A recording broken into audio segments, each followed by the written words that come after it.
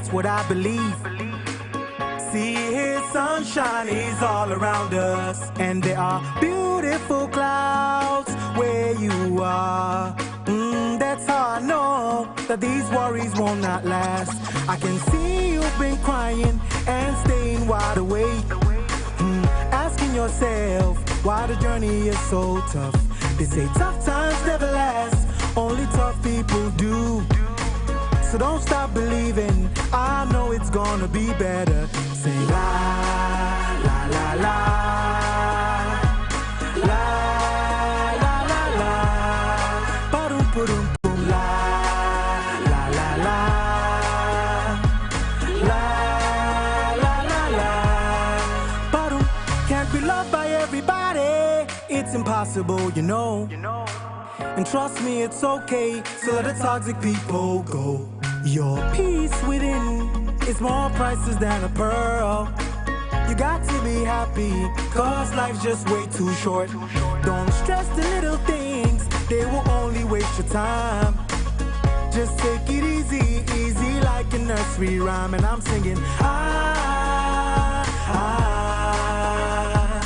know it's gonna be okay. So I wanna see you smile today. Hey, you just gotta be happy, man.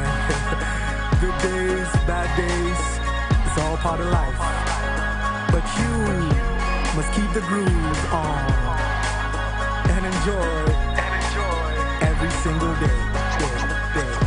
I'm sure you've had some happy days before. So what makes you think you can't have more? Keep on fighting and you'll see. You will soon see rainbows. Hey, come on! La, la, la, la. La, la, la, la. Ba-dum, ba-dum, boom. La, la, la, la. La, la, la, la. Ba-dum, ba-dum, boom. La, la, la, la. La, la, la, la. Ba-dum, ba-dum, boom. La, la, la, la. La, la, la, la. On the way. Beautiful clouds, where you are, where you are. There are beautiful clouds, where you are, where you are. Oh, oh.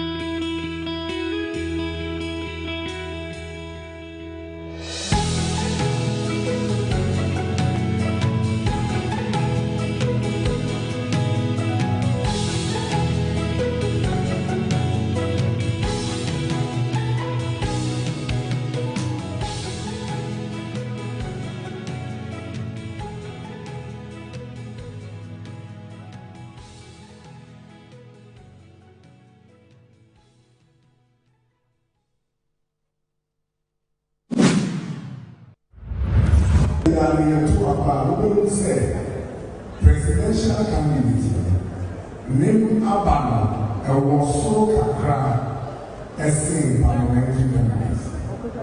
Or parliamentary candidates over the local problems of mobility was of the vote to local. At just 2024, over 75% of constituencies in Ghana, yet 2 hours. Parliamentary candidates all born as the presidential candidate. It means that before there was something Fatuaba, no travel, and before a majority of parliament. Now, yet to NPC would be as MP. And my majority of parliament. The NPC for prayer, John Mahama, take you.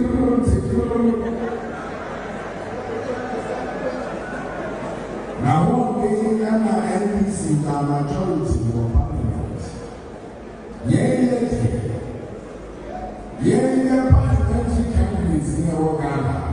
Over 75% a year, let's say presidential candidate. Maybe I am in some new Kasa, the catch there. That's something. Or constituency. Or one. We campaign one more day, which have CPs in our Kasa. And so we are paying off.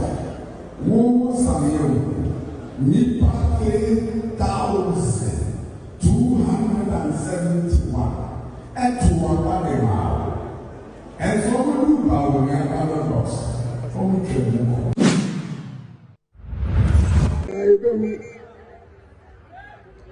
cosmetics in one or more.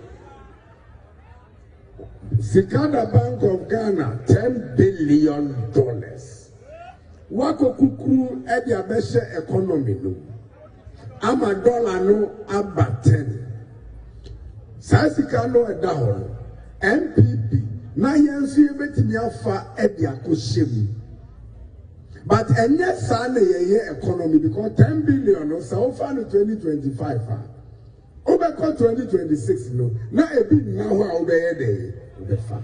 And we economy need who created jobs, growth. Now my economy net jina. Send you 2025, 26, 27 dollar. Ebe jina. Send you a year no 2008, 2016, 2017, 2018, 2019. People say COVID this year. You strengthen the fundamentals. Now when you do no cosmetics. And then IMF say, "Sa 10 billion no me mum fa mo san koke bio." If it's a mukoye the last year no mudeka abre Ghana. Eti this year na omunye bi emfa nkohye no. Ye be he be dollar no be dey. Be kwa kutu. Ye be. Number 2. Eti say to me ne ya pedia anyesa madam funi wei anyesa mini wei ne wokuo anyesa wei na ya tenten anyesa wei na mepe na asem na emom de ya de ne kwa ro betimi age to me na maye no mepoacha constituency executive say ya hwan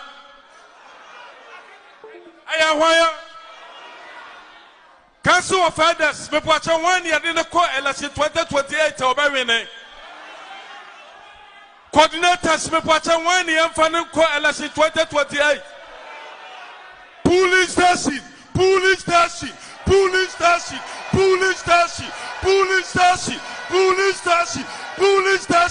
I am 1 year for election 2028. I am 1 year for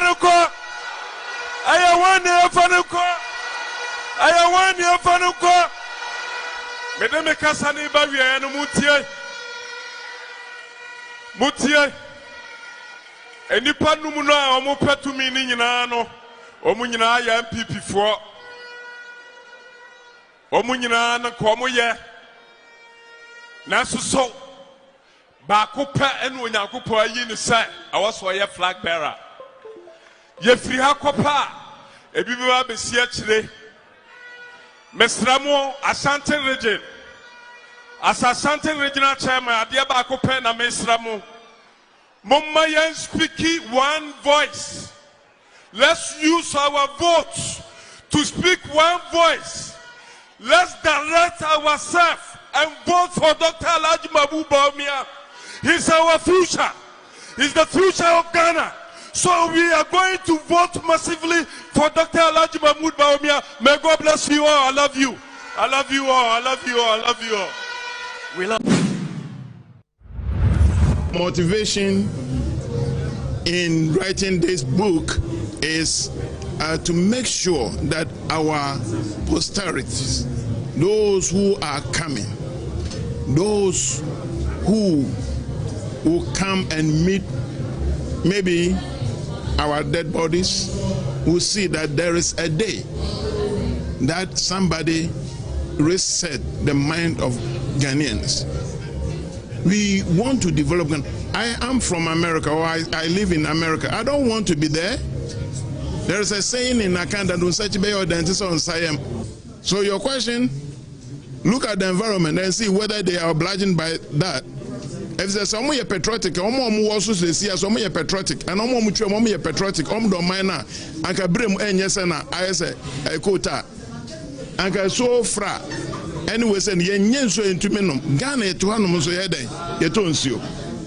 Mini wochebi. Na bra sebre no ye fa bucket ko insum yakose so be go yinam ni anom anya hoden. And now bet me ayesa. Yen so nyina say, we don't love our country anymore. I'll tell my delegates. The future of Ghana, the future of our party is in your hands before we even talk about the presidential election. You have a chance to elect somebody who will bring a certain kind of respect, dignity, transformation to our party. Somebody who will bring all parts together, because when Dr. Adutwum is the flag bearer, you, the delegate, knows that even if you are not for me, you still come to me and you work with me. I haven't said anything about the people that you intend to support or that you were going to support before I came to meet you. All that I'm saying is very simple. You need a unifier. You need this party to rebrand itself and become attractive to Ghanaians, is Dr. Adutwum. You need a visionary who is not just about implementer. Somebody who got the opportunity as a minister for education and did not just superintend over free senior high school, but was also able to introduce STEM education, enhance TVET education, and build and commission 80 schools one day. Never happened before. Dr. Adutwum, I'll tell you a quick story. The day before election, there was a media guy traveling from Enchi to Asankregwa. There was some commotion in the car. Many people in the car were saying they will not vote. Then the driver said, I'll vote. And they said, why? He said, I'll vote because of Dr. Adutwum. Because of the work he has done, I don't want his party to lose, so that we'll lose his innovation. There are many Ghanaians that will vote for our party because Dr. Adutwum is the flag bearer going to 2020. Delegate, take a look. You want a presidential candidate who can win the elections. You don't just want a flag bearer. Thank you.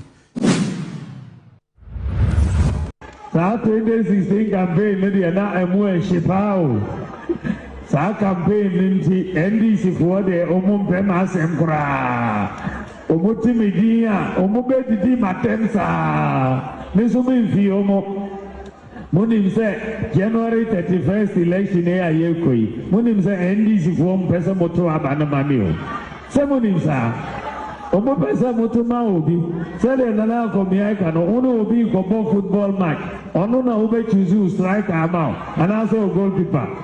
I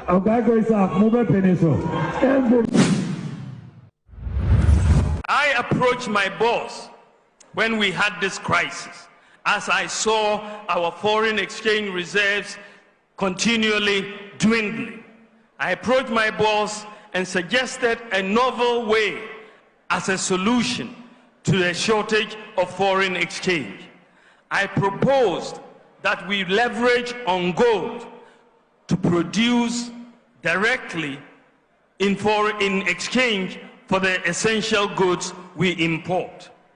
He gave me the go-ahead to pilot the one critical import, petroleum products, the shortage of which would have completely derailed our economy. And that is what resulted in gold for oil.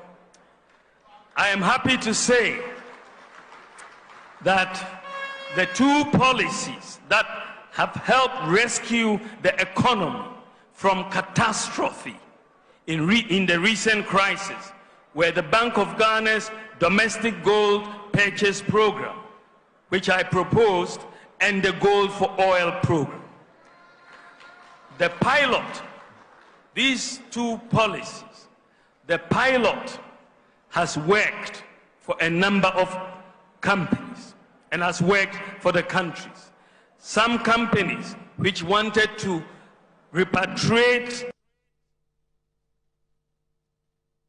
dividends and couldn't do so because of foreign exchange constraints have suddenly been able to do so because of the gold purchase program.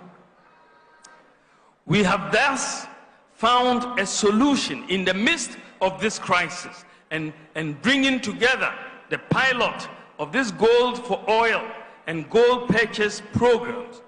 We have thus, through this crisis, we have suddenly found a solution to the profit repatriation problem that many businesses had without destabilizing our local currency. This also brings major comfort to foreign investors operating in our countries. I believe from the success of the pilot scheme, we can confidently say that we have found a solution to the age-old foreign exchange problem that successive governments have struggled to contain, and which invariably led to inflation and other macroeconomic challenges. My government will completely institutionalize what I will call the Gold for Forex program, even as we intensify efforts to transform the structure of the Ghanaian economy. Simply put, the domestic gold purchase program is a policy which allows the Bank of Ghana to boost our foreign exchange reserves by buying locally produced gold with cedis. Gold purchases from this program alone amounted to $5 billion in 50 macho men for every constituency. I have the voice. We will meet you boot for boot. We will meet them boot for boot. 50 macho men. Omunya's resort. Omu say, se omu tu abanu fintima, omba lusu, and to omu the macho men. I'm going to play the voice for everybody to see and hear. Agemboni ewu omu trim. Omu ni omu si Kennedy Japan, and a pen to go. Then pen to go, me fairness. Yama Kuria and Yajuma. Over for 50 men. That day they will be sorry. I swear to God, that day they will be sorry in Ashanti region.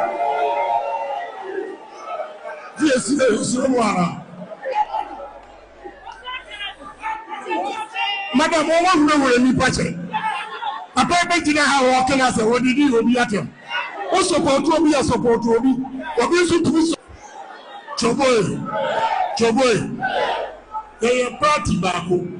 Obi kana semwa enti atamdidi ayedi no Ghana how fi maintain ne nyina ha so mayedi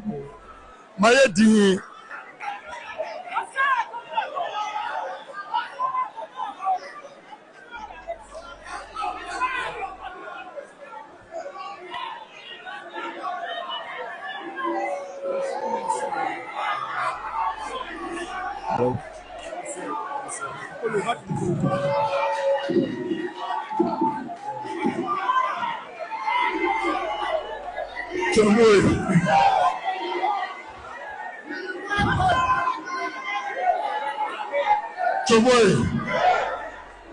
Mr. Ramo, yeah, party bako. Enti Obia, and Obia, the customer, me starting say, me tisa me contest. Ye dimatem. Mutu me fu matu se na biye manope. Matu se na biye manope. But ensuo a tap on Chenia or Joa Abbey. I will never know about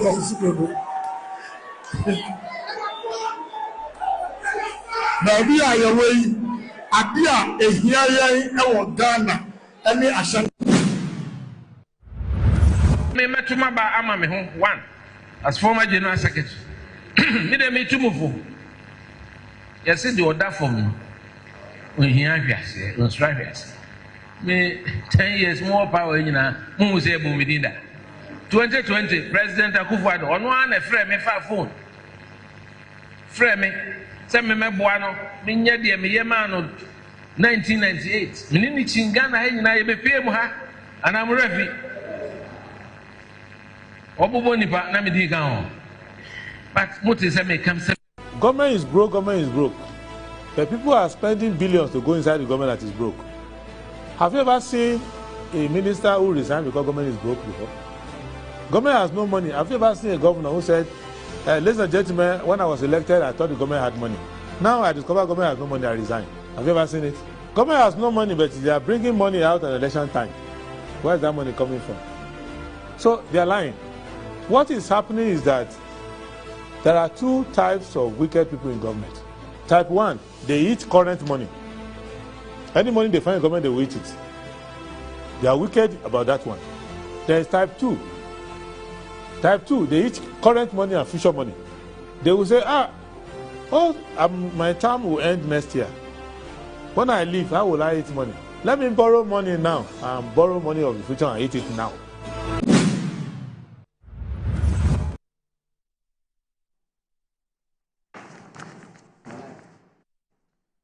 Good morning.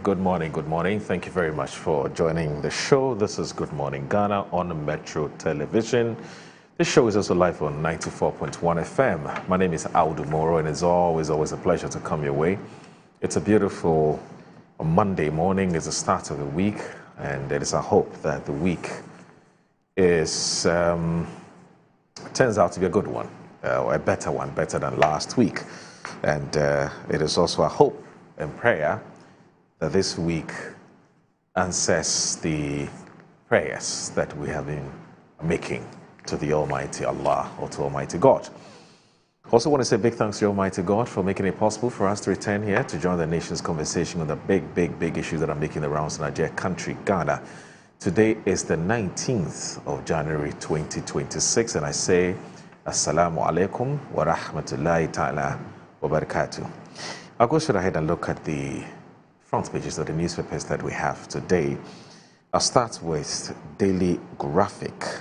Now, Daily Graphic this morning is reporting on its front page that BOG sets agenda for consolidation after economic gains. There's blocking abuse by foreign nationals, government tightens passport security. Brani Champo ready to rebuild MPP lead with purpose. That's with the Daily Graphic.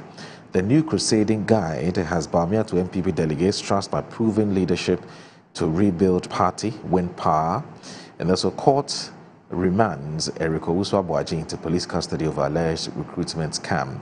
Staff transitions normal. Labour expert clarifies myth situation. Nungwas 2 warns prospective land buyers over dealings with Okwelo Soa, Ding family, Asamoah Properties. And then there's also Obuo Foundation steps in to complete long-stalled Yauke JHS project.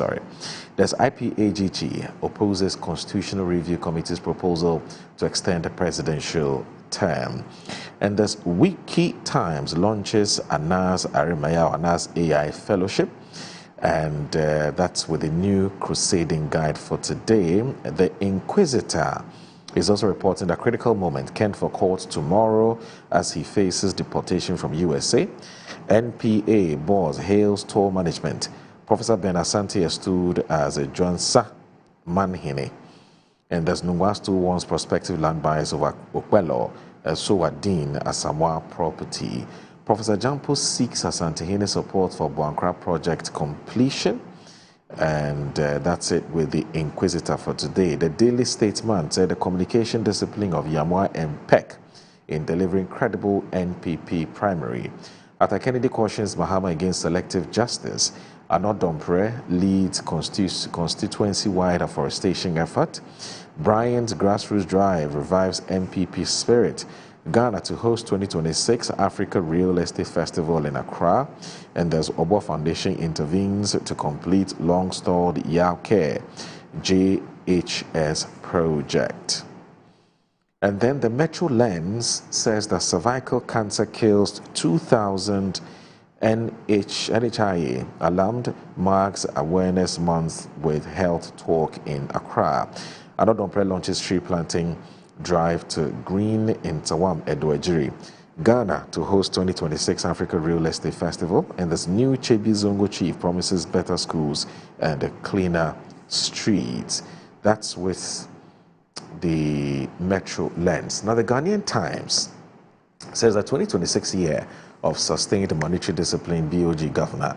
Africa Real Estate Festival launched to drive sustainable urban development across Africa. Government to introduce new high occupancy buses nationwide, VEEB. GIPC showcases district-level economic growth potentials in central western regions.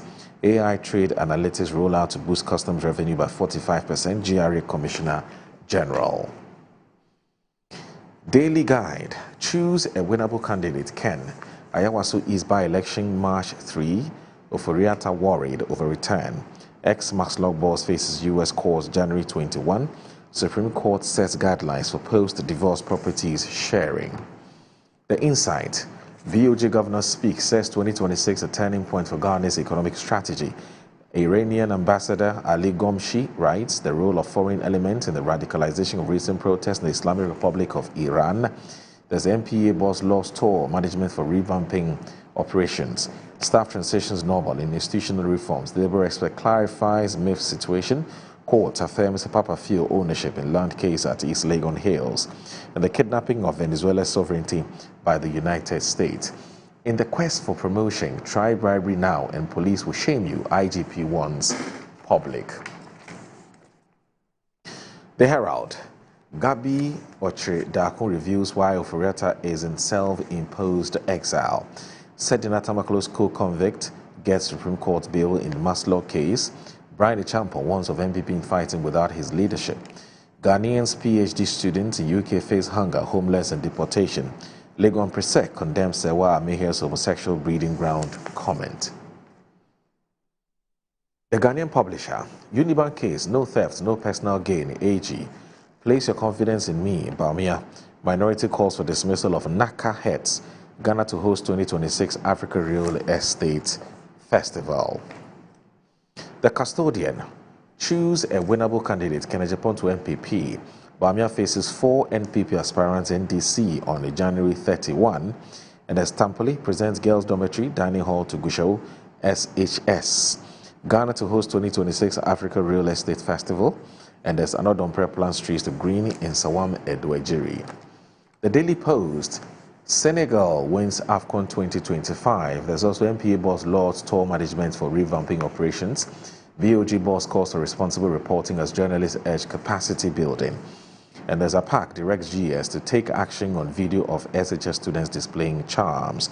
That's on today's Daily Post newspaper. And then you have the Business and Financial Times, which is the last but definitely and certainly not the least. It says GRA bets on AI to lift customs revenue by 45%.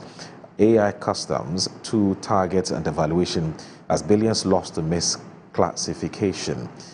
And Sanya Husi comments government for city appreciation disputes claim IMF drove 2025 turnaround. ARB Apex Man appoints Curtis W. Brantio as as acting MD, and as Prudential Bank shines again in customer experience in ranking. So that's it for the front pages of the papers that we have this morning, or we have today. Please stay with us, don't go anywhere. Keep watching Good Morning Ghana on Metro Television. Okay, sorry about that. We need to check out what's online as well. So I'll start with myjoyonline.com. Now, MyJoy. Okay, sorry about that. I don't know why sometimes I miss this. Okay. All right, so MyJoy Online this morning says gold for reserves losses should be in the national budget, IMF. And there's AFCON. Senegal beats Morocco to win second title. And there's analysis scrutinizing Ghana's publishing companies' profitability. And Kofi Bento says Oforiatta is hesitant to return over treatment, not charges. Now, City Newsroom has unemployment emerges as Ghana's biggest risk for 2026 despite easing inflation. And there's IMF extension key to Ghana's orderly exit, Professor Bokping. And then let's check out what's on the Ghana Web. Ghana Web says U.S. deportee dragged on the floor by Ghanaian immigration officers speaks. And there's Burna Boy held at Moroccan airport over jewelry issue, CAF president reveals. And then dissecting the Value Added Tax Act 2025, Act 1151, why it matters to every taxpayer. And then the last, but definitely not the least, if not the best, in fact it's the best, your Metro TV Online, my Metro TV Online, our MetroTVOnline.com. Check them out. There's FIFA president. That's Gianni Infantino praises AFCON and African journalists at AIPS Africa event. And there's U.S. Embassy in Accra closes today for Martin Luther King Jr. Day. And there's MPA Defense Fuel Price Floor Policy amid renewed calls for removal. All right, so that's it for our newspaper and online review. Please stay with us. Don't go anywhere. This is Good Morning Ghana.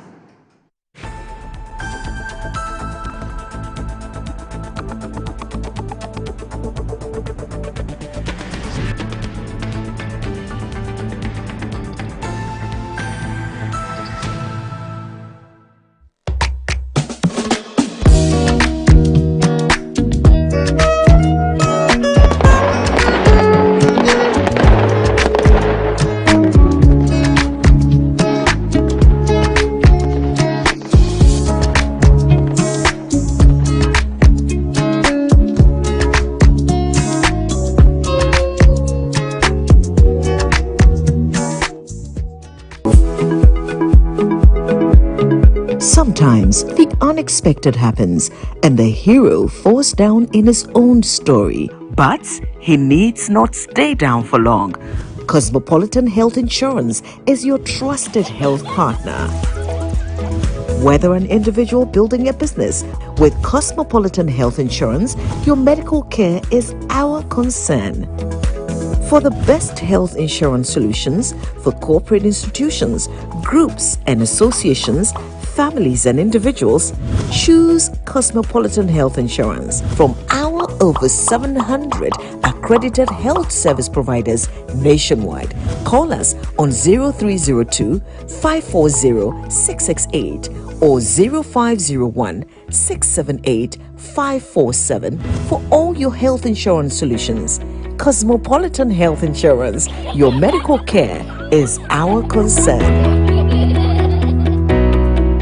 I'm a brand manager. Of course, I accept only quality and affordable printed souvenirs for my promotional campaigns. I'm the head of academic affairs of a very important institution in Ghana. Of course, we only deal with quality, reliable printing companies for our institution's printing materials. I'm talking about appointed time printing. Appointed Time Printers. We take pride in our extensive print scope that transform your ideas into captivating visual masterpieces. We delve into the core objectives and vision of each print project. Precision printing is at the heart of our printing process as we meet your tight deadlines. Our rigorous inspection, color verification, and overall printing excellence are assured. 20 years of printing excellence. It's always a pleasure working with you to create a vibrant, dazzling printing experience that gives you a masterpiece. Appointed Time Printing, your world of quality and affordable printing. Brush, brush, brush, brush, brush, brush, brush, brush your teeth. Brush, brush, brush, 2 times a day. Brush with Kel-Kate. Hello, my friends. My name is Kel-Kate Toothpaste. Wow. I was made to be gentle on your gum, but protected. I will protect your teeth from cavity, make your teeth whiter, stronger, keep your mouth fresh all day. And best of all, I'm strawberry flavored. So put on a smile and try me. That's amazing. Just try me. That's my job. If you say so, jump on my brush. Makes your teeth stronger, chicky chicky whiter, chicky chicky stronger. Yay! You did it! I'm glad you like your new toothpaste. Don't forget to brush both day and night. Kel-Kate, happy smile.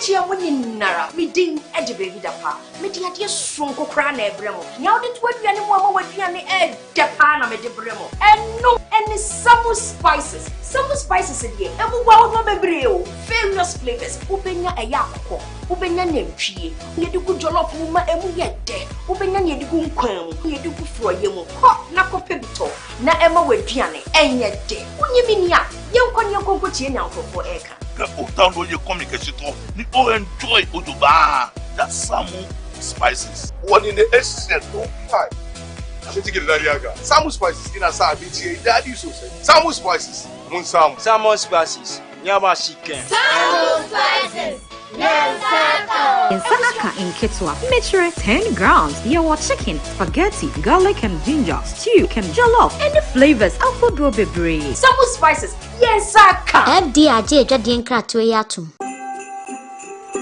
The festive season is here again, and your most preferred estate partner is giving you 25% discount on land sale.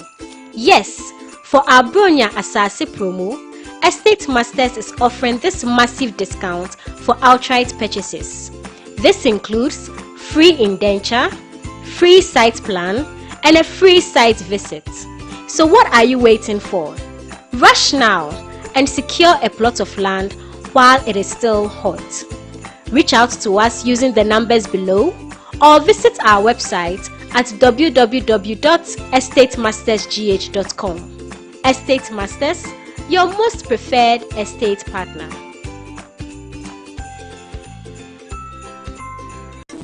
In every school, there is history. In every homecoming, there is pride.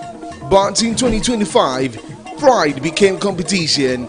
From convoys that shook the streets to colors worn with honor, from powerful reunions to legacy projects that will stand forever, Metro TV asked one bold question: which school truly owned the legacy in 2025? Welcome to School's Homecoming 2025. Who is who? Send your school name, convoy videos, speech and prize giving highlights, and your 2025 legacy projects to 0550-090-702. School's Homecoming, my school, my pride. This event is sponsored by Zoom Lion and Appointed Time Printing. School's Homecoming 2025 is a Metro TV event supported by Original TV, Original 91.9 FM, and Metro Digital.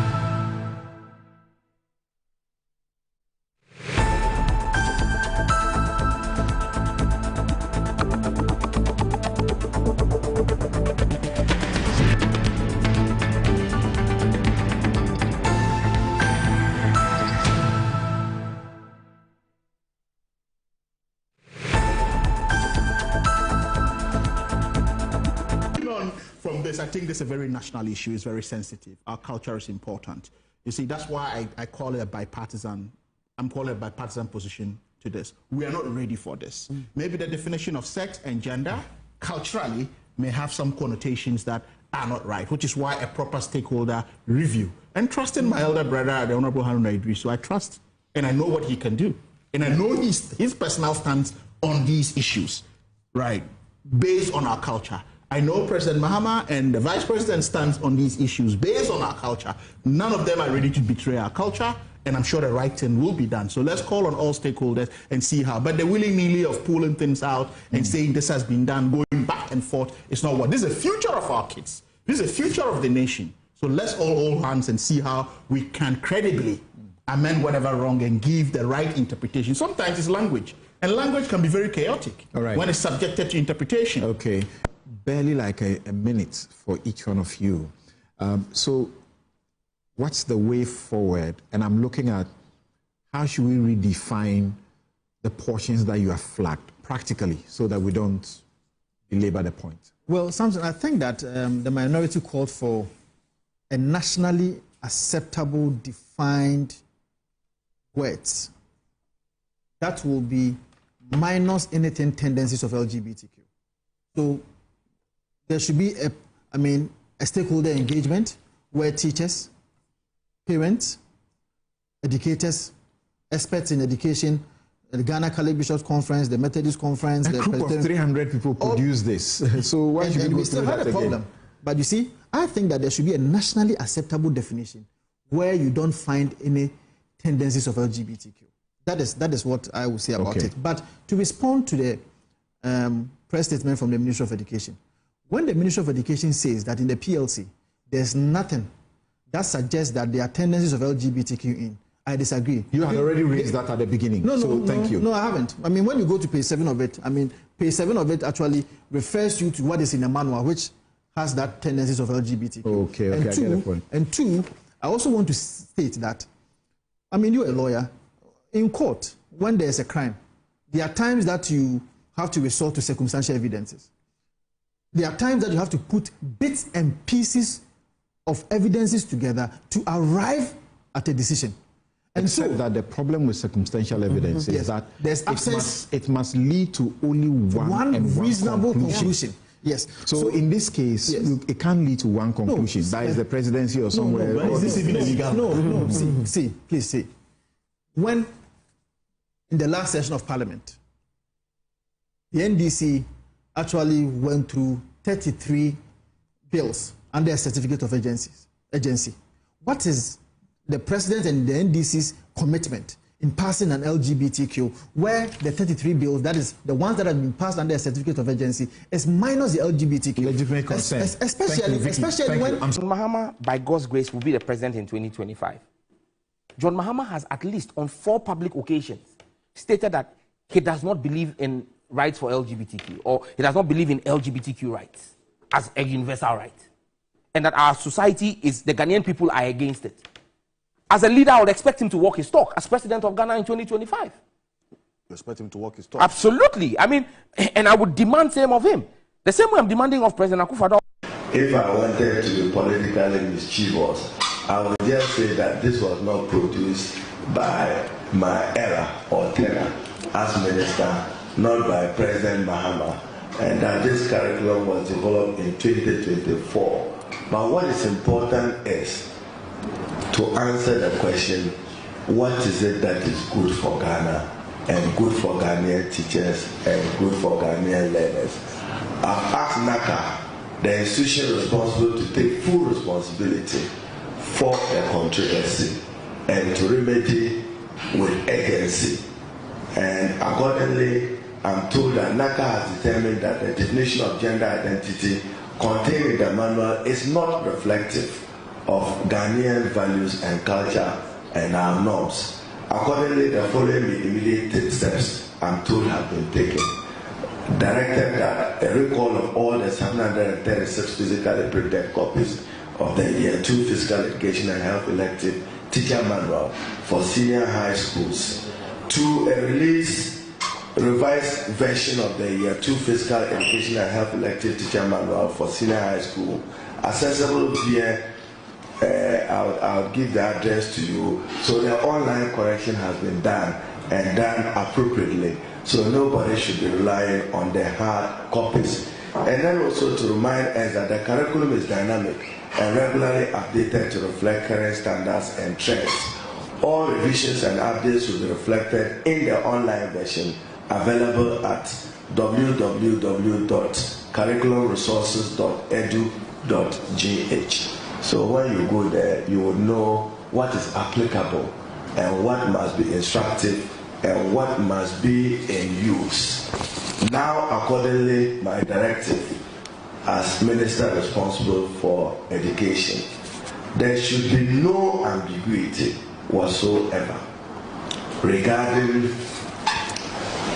the definition of a man as in a man, a woman as in a woman, as in biological sex. And sex means biological sex. Reference to man, woman, sex means reference to the biological sex and the sex of a person at birth. Separate.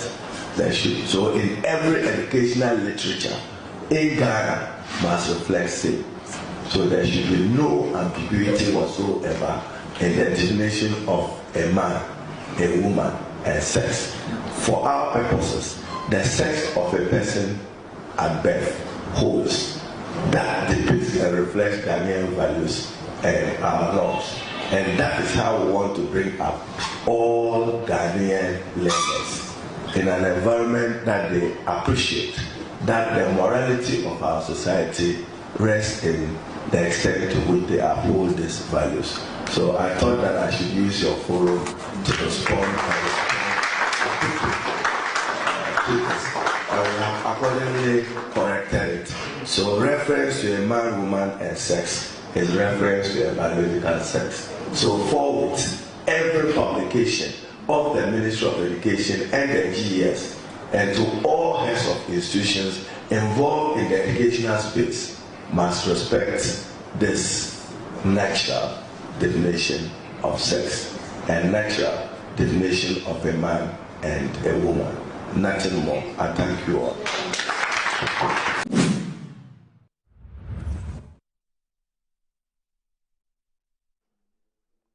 All right, so you're watching Good Morning Ghana on Metro Television. The show is live on 94.1 FM. My name is Aldo Moro.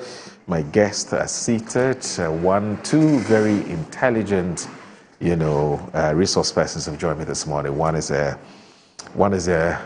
very young, intelligent, budding lady, and she works at the office of the Vice President, Her Excellency, Professor Jane Nana Opoku Agyeman. She is actually her press secretary, and she's here with us this morning. And I want to say good morning to you, Ama Pras. Good morning. How are you? Good morning. I'm well, thank you. It's always good to see you.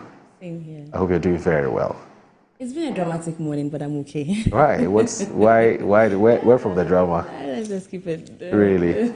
I know. It's very private, eh? It is private. I know. Some things are best kept secrets and not talked about. So I totally get that. But I hope the Vice President is doing very well. She's amazing. We're in Guinea over the weekend. Okay. We went on Saturday. Okay. For what we call inauguration. They right. call it investiture, I think, okay. of their new president.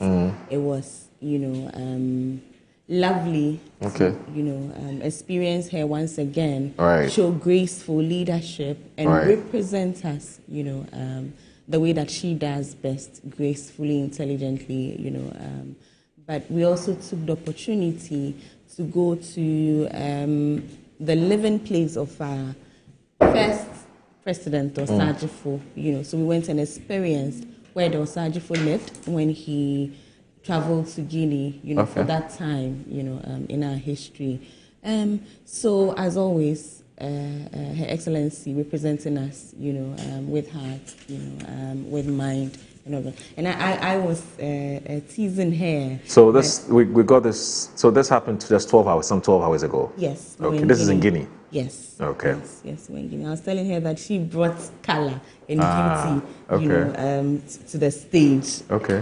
Being who she is, but also just being one of our very few female leaders at that, at that level. We're having a nice conversation around, culture and the importance of culture, in terms of what we wear, what we eat, all of that, and how it sort of. So this particular picture of Her Excellency and our foreign minister was taken at, the residence where Dosajifo lived, when he was in Guinea. Oh, wow. This is where Dosajifo lived, all those years ago when he had to travel to Guinea to live there for a while, So yes, that was a moment. It was an important, moment to experience, that, and to be reminded once again about our history, the sacrifices that others have done. So all of us today can enjoy, the Ghana that we're enjoying, the democracy that, we are enjoying. Right. So that was that, and for her to interact with, some of our Ghanaian, brothers and sisters who find themselves in. So this was where Dr. Kwame Nkrumah lived? Yes. That's his house? That's the house? Yes. Wow. Yes. I mean, it's not in the best of shapes, if we are being completely honest, but I'm happy that it's been preserved. It's still there. You can still experience it. Did you get in there? Did you see what was in there? Yes, did you have to still have some clothes, shoes? No. There's nothing there. No. They said they've kept nothing of Dr. Kwame Nkrumah there. No. I'm sure they have kept some things maybe somewhere elsewhere, but in the building itself, we did not get to experience, his clothes or his artifacts or anything like that. All right. There are other things that have come up about the Vice President, and she's had cause to respond to those issues, but I'll come back to you on that. But let me introduce your other colleague from the other side, and that's Kofi Ofosu-Nkansah. Kofi Ofosu-Nkansah is a former MD for Accra Digital Center. In fact, he has two formers.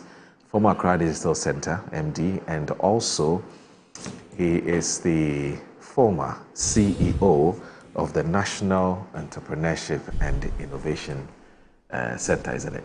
NEIP. Program, sorry. I was going to say program. Yes, that's so he has two formers, very, very experienced technocrat and also a politician. And he's a very good friend of mine. I keep saying that he was very, very helpful to some of us when I needed something to be done at the Accra Digital Center. He really, he didn't waste time at all. He called somebody and said, look, please sort out Mr. Moro for me, and it was done. And I want to say a big thanks to him. We also be at yourself. My brother, good to see you. I hope you're doing very well. We are doing well.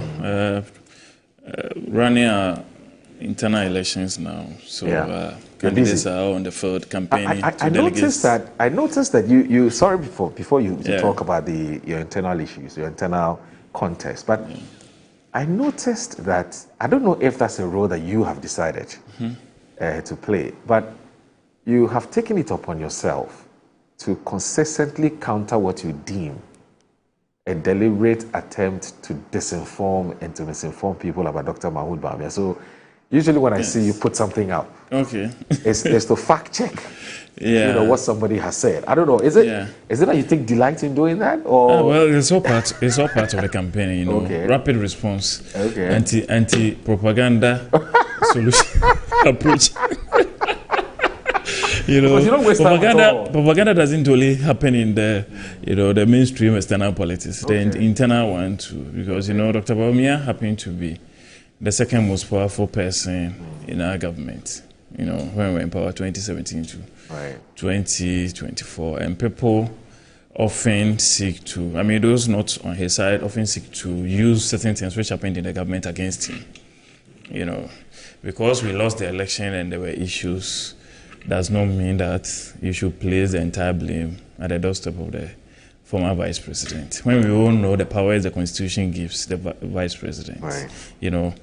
When you are not taxed by your boss to do something, you have no authority to do it. You only act in his or her absence. So it's a very limited role So he was very proactive and was able to suggest a lot of policy proposals and programs and interventions, which his boss graciously accepted. And these solutions were implemented, and today, we see it, affecting our socioeconomic lives all over. He's one of the very few vice presidents, if not the only one, with major policy interventions to his name. So but it's not easy. It's a very challenging role, and I'm sure Amma would agree, because you can't even go out of your own way to start things without your boss's permission. So it is very unfair, when there was a president, when there was a cabinet, and he didn't have the singular right to decide on what is supposed to be done in various, circumstances, to blame him for our economic issues and a few programs that we had just because he was named as the head of the economic management team. When we all know it is an advisory role, and the advice is not binding, and if cabinet is giving the advice and they don't decide my production team they've just dug up your Facebook one page. Of them, okay. And how busy it gets. Action is an action war. It's a very active war. And the fact that his advice and propositions are subject to the approval of the entire cabinet. You do not have to single him out for blame just because he's contesting election. Because I don't remember any government being blamed, or blame being laid on the rest of the outgoing vice president. Let's assume for a moment that Dr. Mahmoud Bawumia did not contest the 2024 election. Do you think anybody would have blamed him for our loss in 2024? No. When NDC lost in 2016, nobody blamed the then vice president. Was it Papa Mr. Right. Yes, nobody blamed him. When President Mills, lost, or let's say even President Rawlings, when he lost in 2000, I don't remember anybody blaming then Vice President Mills. You understand? So it is very unfair. That is why some of us get in the defensive, and we think it is very unfair. It was a collective, action which caused some of those issues that caused our defeat. Even though we had a lot of positives, from the government, landmark achievements, some of whom will be there forever. The biggest social intervention in our history, the free senior high school.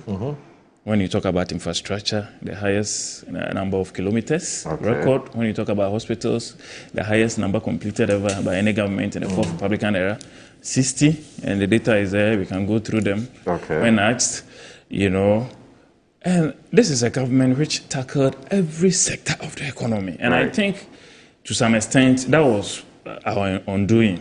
The fact that the president wanted to develop Ghana and fix everything in 8 years. It was a very Herculean task, but that is what he wanted to do. We can mention just one sector that the government didn't pump resources into. Which government can even have the confidence to attempt over 100 hospitals when they've built 60 already through a regular Ghana Health Service Ministry of Health programming. Go to the agri sector, planting for food and jobs. Record, unprecedented. Almost every sector was tackled head on, and I think the number of programs and interventions we embarked on also affected us, because we got to a point, especially after the COVID crisis, that we didn't have enough resources to sustain all the programs. That is why we have admitted where we got it wrong. And again, this is the first time I am seeing any former flag bearer come to the people and say that we are sorry, we got this wrong.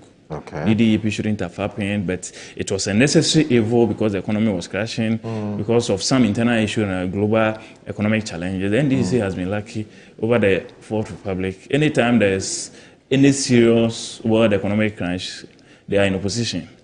So we get to become the shock absorbers to take the shocks. Because we had a credit crunch of the 2007-2008 during President Kufuor's time, if you remember, which was used against us in the last days of President Kufuor. I guess that the point that you want to make, and I think that you've made it very succinctly and very clearly, which is to say that you know, this whole attempt to lump every blame on the former last vice president, administration, you think is unfair, very, and so very on unfair. and so forth, and that it's a collective blame, Exactly. and that if it's a collective credit and collective debit, or collective praise, collective Exactly. blame. That's And the point. the vice president you're has trying done, former vice president has done so well not to take himself out of the equation. Okay. To say that I wasn't part. That is why he has even apologized on behalf of the entire government. Okay. Whereas other candidates in the internal elections who were part of the government, some were ministers, some were board chairs, and very big stakeholders in the government, they have sought to, you know, divorce themselves from the whole system to say that they did this. Both the internal and external issues. When they meet delegates, they will tell them they couldn't sort all your problems, so they vote against them. As if they were not part of the government. We would actually spend some time. I'm hoping that we're able to make some time to discuss your internal contest, because, to be fair, I mean, this is your month. It's an extremely crucial month. We have less than 2 weeks. You have less than 2 weeks to Yeah. elect a new flag bearer. Now, I can't even say a leader. Because per your new party's constitution, the national chairman is the leader of your party and not the flag bearer. So I don't want to say a new leader, but a new flag bearer, a standard bearer for your party. And I think it's only fair that media houses must give you some attention and some focus. We thank you for giving us that attention. We'll talk about that. I'm sure that our Pratt, I don't know what policy she has, whether it's a Ziwufiasan policy or she would want to weigh in small. She may pick lessons for their primaries, which will be interesting. And you know, does it give it too small? I don't know what. I don't know if her boss will be running. Well, we don't know about that. I mean, she's not told us anything, you know. So maybe we should wait. Moro, you know, the NDC primaries will be very interesting. Why it will be? Because this will be the first time we have an open competitive primaries from the NDC, because they often tend to have a candidate selected already by default. So even though they go into primaries, it's always obvious who is going to win. Unlike ours, where we had Adubuahen, Akufo-Addo,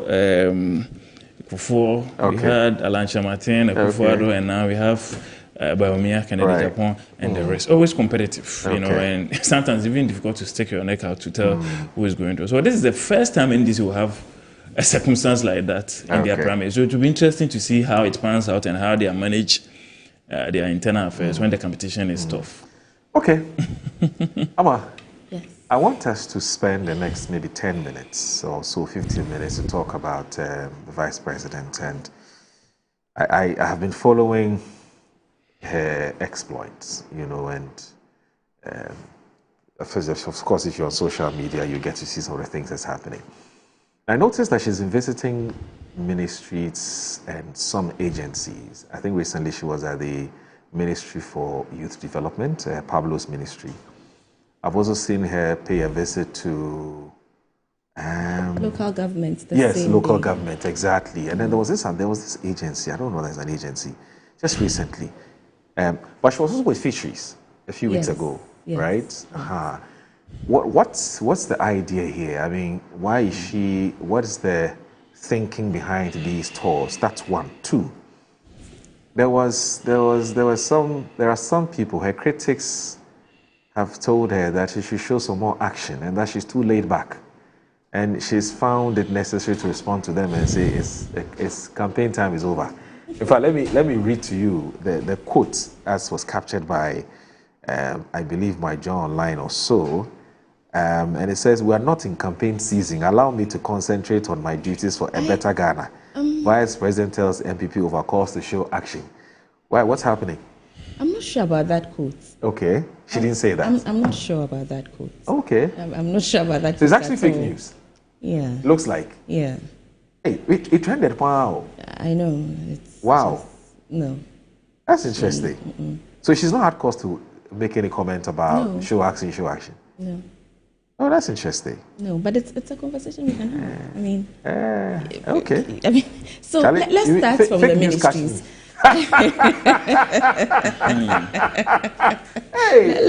And these days they do it so well. These days they will take a credible news outlet, Ghana, and they'll post it on it. Interesting. We have to be careful. We have to be. No, big. I mean, we keep learning. Yeah. But this is serious, eh? Anyway, so let's talk about the more substantive. Right, Let's talk about what right. is not fake news. Right, yes. The fact that she's been paying a visit, courtesy calls on some of the ministers. So what's the idea?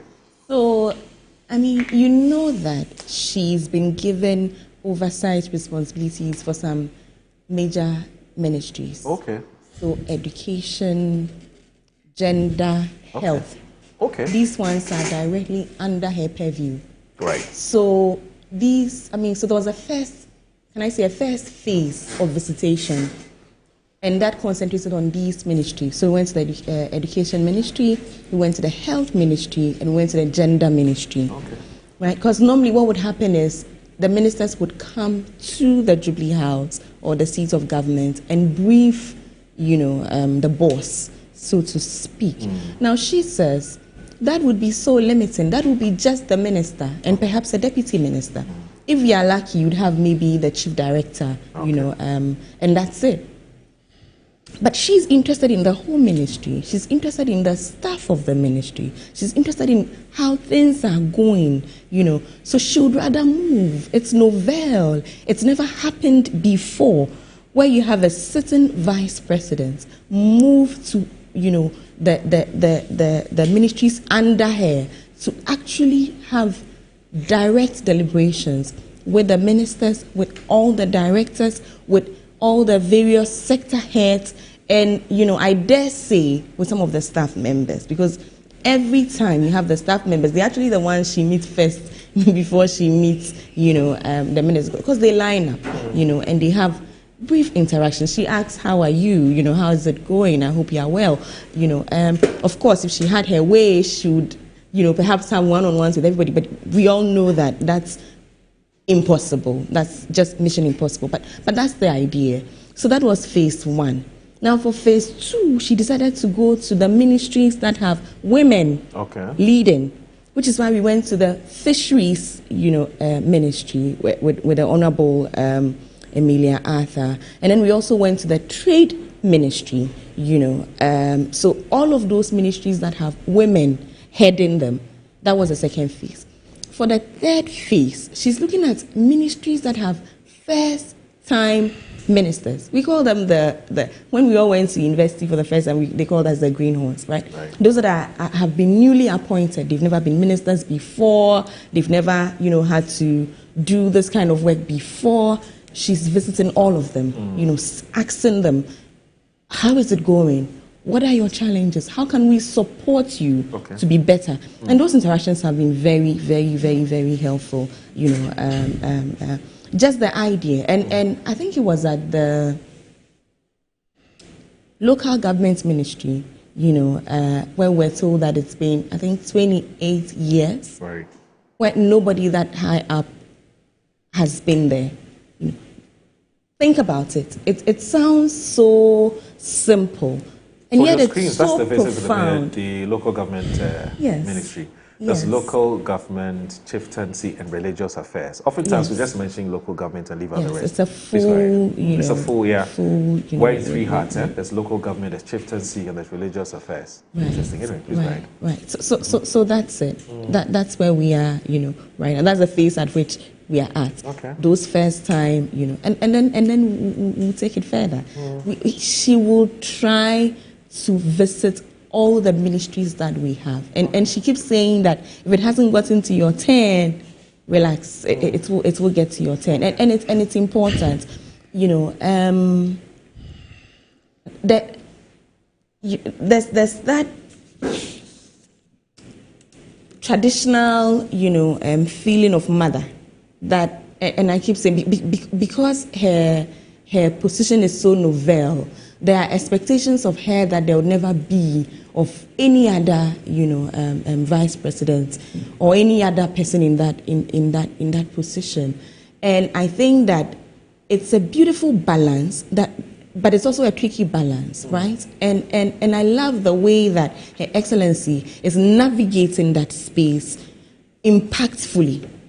Because there's a temptation to be performative with the role, and you can realize that she's not doing that. She's going for impact. It's those things that would be meaningful, impactful. Those are the things she's doing, right? Literally going to these ministries, engaging, and finding prudent means of support, right? The soft touch as well as the hard touch, you know. And I will speak about our last visit to the Transport Ministry, which was not even part of this phase. The Transport Ministry was not on the spectrum, but we've had to go to the Transport Ministry because of what just happened with the sector, you know, this shortage that... Okay, in fact, that's our next topic. Right. Yes, right. we'll get there.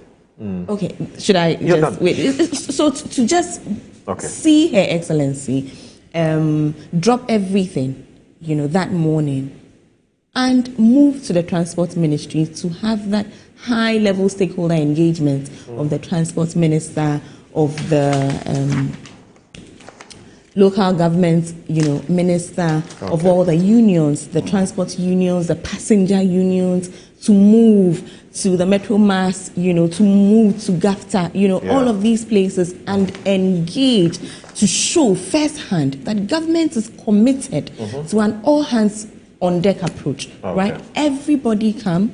This is something that's happening that should not. So this is when we got to the Metro Mass, you know, transit. The bus terminal. Yes, the bus terminal, where she's engaging directly with the leaders, you know, directly with the drivers, directly with the staff.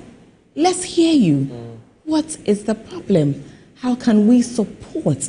How can we meaningfully make sure that where we are at right now, we can move away from it, perhaps never come back to this spot? I mean, the problems in the transport sector are decades old. I trace it all the way to, you know, colonialism, right? Where even how the sector was streamlined was just so it would benefit exporting our resources from, you know, our points of production just to the white man's land, if I can be that lame. Before you trace us back to history, these tours that she's been embarking on, is she finding out things that she didn't know? I mean, prior to her visits, you know, I mean, basically what has been the experience like, you know, interacting with the workers and stuff and so on. Because there was a video where somebody made a direct appeal to her. I don't know whether it's a local government one, but somebody made a direct appeal to her to help them deal with the problem. And she actually assured them that as soon as she goes back to Jubilee, she'll make sure it's done. Now, does it have to take the vice president's visit to these institutions for them to get these things done? I mean, does that reveal a certain a challenge there? You know, maybe reporting lines or a structural challenge? Because why does he have to take the vice president to get these things done? I mean, where's the minister, for instance? I mean, where's the office of the chief of staff? Where's you know what I mean? I mean, share with us, because I'm sure you were there with all those visits. What the experience has been like, talking and interacting with the people. Is she finding out things? Were there any surprises? Were there things that wowed her? And so on and so forth, you know. Share those experiences with us. There's no difficulty. Okay. There's no issue with, you know, reporting lines. There's no problem, you know. I see the Deputy Transport Minister there. That's she, I think the MP for... I've forgotten her name. It's Afote something. Yes. Yeah, please go ahead. Yes. There's no problem. Okay. However, so let's say you have to report an issue this way. It's in the chain. Right. Locally, we say it's in the pipeline. Right. However, here you have the vice president in person in your office. You remind, right? You remind. You say, so that's a visit to Ayalolo. Yes. Right? Yes. Okay. Yes. Right. Yes. I have made this report. I have sent this request. However, you are here, Your Excellency. Once you are here, I'm putting it, you know, directly to you. It happens all the time. It happens everywhere. There's no problem with that. And I think it's even important that it continues to happen, because then, you know, you are hearing it directly, you know, you are being reminded directly, and you are sort of shortening the process, if that's a thing that can be said. So yes, there are things that she has heard maybe from some of the directors, you know, that, but it's all in an open, transparent manner, Nobody is hiding to report anybody. All the directors are there. The ministers are there in person. The ministers are happy for their directors to speak and to talk about issues, and so I love it. I love the transparency, and the honest way in which this is going. This is what, for me, it should be. Right. There are no secrets in governance. Having transparency in governments is a good thing. It's a thing that we all applaud. It's what we need. Where we can have frank conversations, about the things that affect us, about the things that if we solve can positively affect the people of this country. Okay. So these engagements have been, and I'll talk you through how it goes. So she comes into the ministry, she gets to, informally, introduce herself? Not introduce herself, just informally meet the staff. Then we go into the minister's office. There are some private conversations with the minister, and then we move into, the space that the ministry has, be it the boardroom, be it their conference room, wherever, where everybody is seated, all the directors. In some instances, we have the staff, we have media. There are open, frank conversations. Her Excellency addresses them. In some instances, like she did, she'll tell you, if I have to come back to you on this, we do that. And then, of course, there's the feedback, and they're actually dealing with the issues that were raised. Okay. All right. Ovi? Yes, Moro. The Vice President. But before you come in, let me read this. It's in today's Guardian Times. The show is actually a newspaper-driven program. So let me just read the story. The government to introduce new high occupancy buses nationwide, according to the Vice President. Now, Agnes Obuku-Sapong is reporting that mounting congestion, long queues, and daily commuter frustration have prompted government to move swiftly to expand the public transport capacity with the introduction of new high occupancy buses across the country. The Vice President, Professor Nana Jane Opoku-Agyeman, announced that the buses will be deployed to support Metro Mass Transit, Ayalolo, and private transport operators during an emergency meeting with ministers and transport union leaders in Accra. That's on Friday. She disclosed this during a visit to the Ministry of Transport in Accra on Friday, where she engaged leaders and managers within the transport sector. Now, present at the meeting were representatives of the Ghana Private Road Transport Union, GPRTU, Concerned Drivers Association of Ghana, Ghana Commuter Drivers Association, Ghana National Cargo Transport Association. According to her, the President has director support be given to Metro Mass Transit, Ayalolo, and private operators through the introduction of new high occupancy buses to expand capacity and reduce pressure on the current fleet. She added that efforts are underway to fast-track payments owed to service providers so they can deploy more buses onto the roads as quickly as possible. Professor Opoku-Agyeman described the current transportation situation as a shared national challenge that requires cooperation from government, operators, and commuters. She urged transport leaders to closely monitor the associations to prevent misconduct, including passenger exploitation, right, Okofi, and disregard for safety protocols. The Vice President stressed the need for fairness, accountability, and mutual respect within the sector, calling on operators to communicate clearly and cautiously with passengers. Courteously, that's what I should say, courteously with passengers. She acknowledged the stress caused by long queues, congestion, and rush hour pressures, noting that these daily experiences have become a source of widespread concern. I want to ensure that no passenger feels exploited, whether through fares, queues, or lapses in safety protocols, she said, appealing for patience and cooperation as government implements measures to address the problem. All right, so we need to take a break. Sorry, I want to take a break because I want you to... No, no, let me come back. Let me just come back. We need to go now.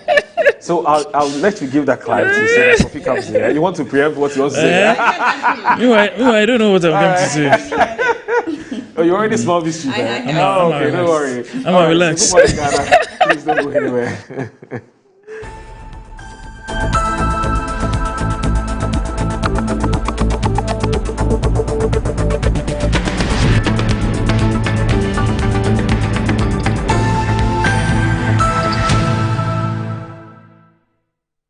Are you a headmaster, headmistress, Parent, teacher, or an educator looking for high-quality textbooks for preschool, primary, and junior high school students, look no further than Advocate Publishing Company. Advocate Publishing Company is a leading publisher of educational materials in Ghana that publishes very engaging, interactive, and comprehensive textbooks that meet the needs of students, teachers, and parents. Our textbooks are thoroughly published to make learning fun and easy. They are also designed to stimulate critical thinking, problem solving, and creativity in students. Make Advocate Publishing your preferred choice for all your educational needs. Explore our range of textbooks and educational resources. Visit us at the old GNTC yard near Kingsway, Accra. You can contact us on 0503 786 776 or 02408 06354, also 0531 600360, and connect with us on Instagram, X, and Facebook at Advo Publishing. Don't settle for less. Choose the best. Advocate Publishing Company, empowering young minds one textbook at a time. Thinking publishing, think Advocate Publishing. Yes, next. Hey, Nadia Benson. Me didn't tum. Mr. Friendly Calico, just call me cockroach. Now, Mr. Friendly once now. Hey, that's you. Improve car. Yeah. Captain Mosquito, double the action.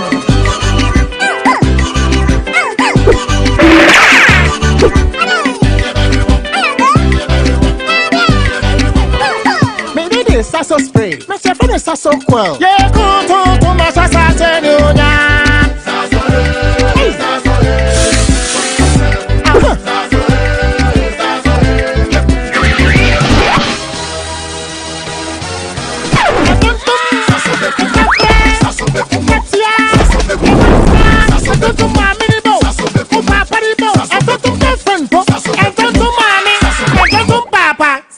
Come on, Tom Prep.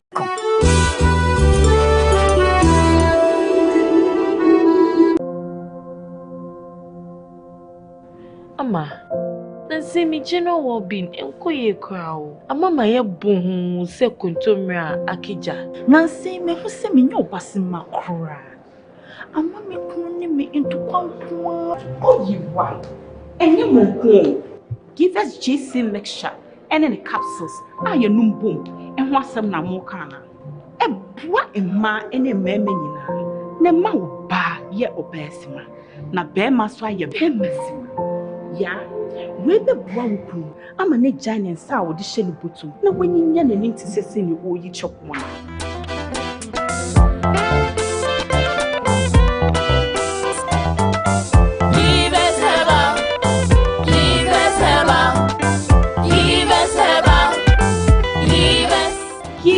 GC mixture and then a capsule. A pin for a batter, one more menu for one and Quadawi if you do In my line of work, a confident smile is everything. Kel Charcoal toothpaste keeps me on top of my game and ensures my smile is always radiant and bright. With the tiring nature of my job, we spend several hours under the scorching sun. To keep our teeth white and our breath fresh all the time, we use none other than Kel Charcoal toothpaste. Kel Charcoal toothpaste. You're on a Kessie and in a kit one.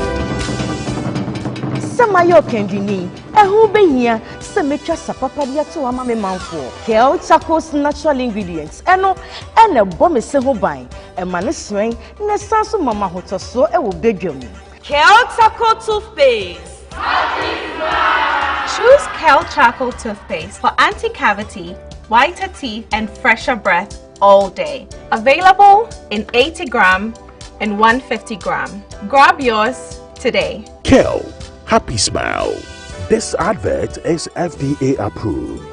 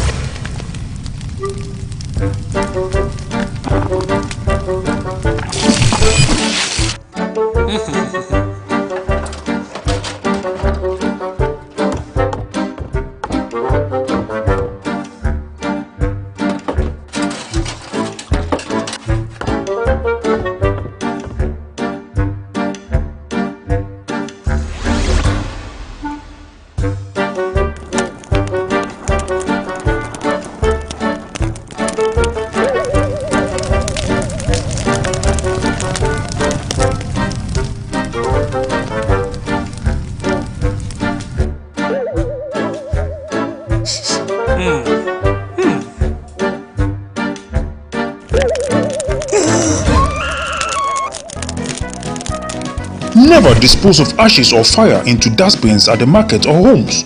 You could start a fire outbreak, endangering both lives and properties. Use the dustbins for your waste and garbage only.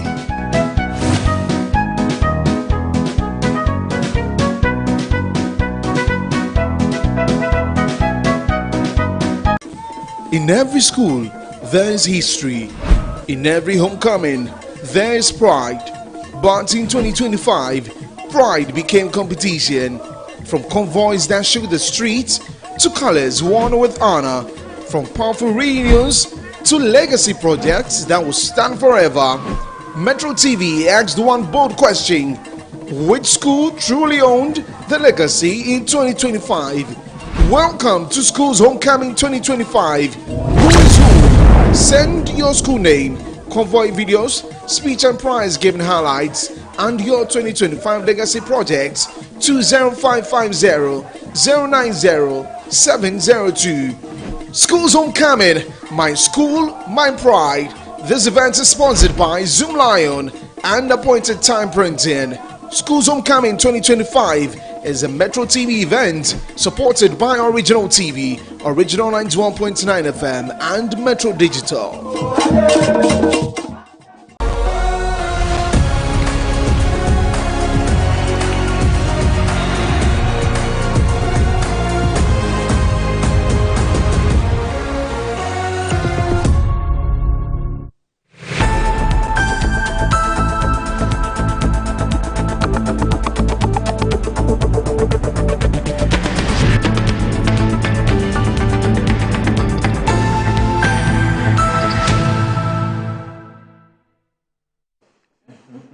Alright, so you're live on Good Morning Ghana on Metro Television.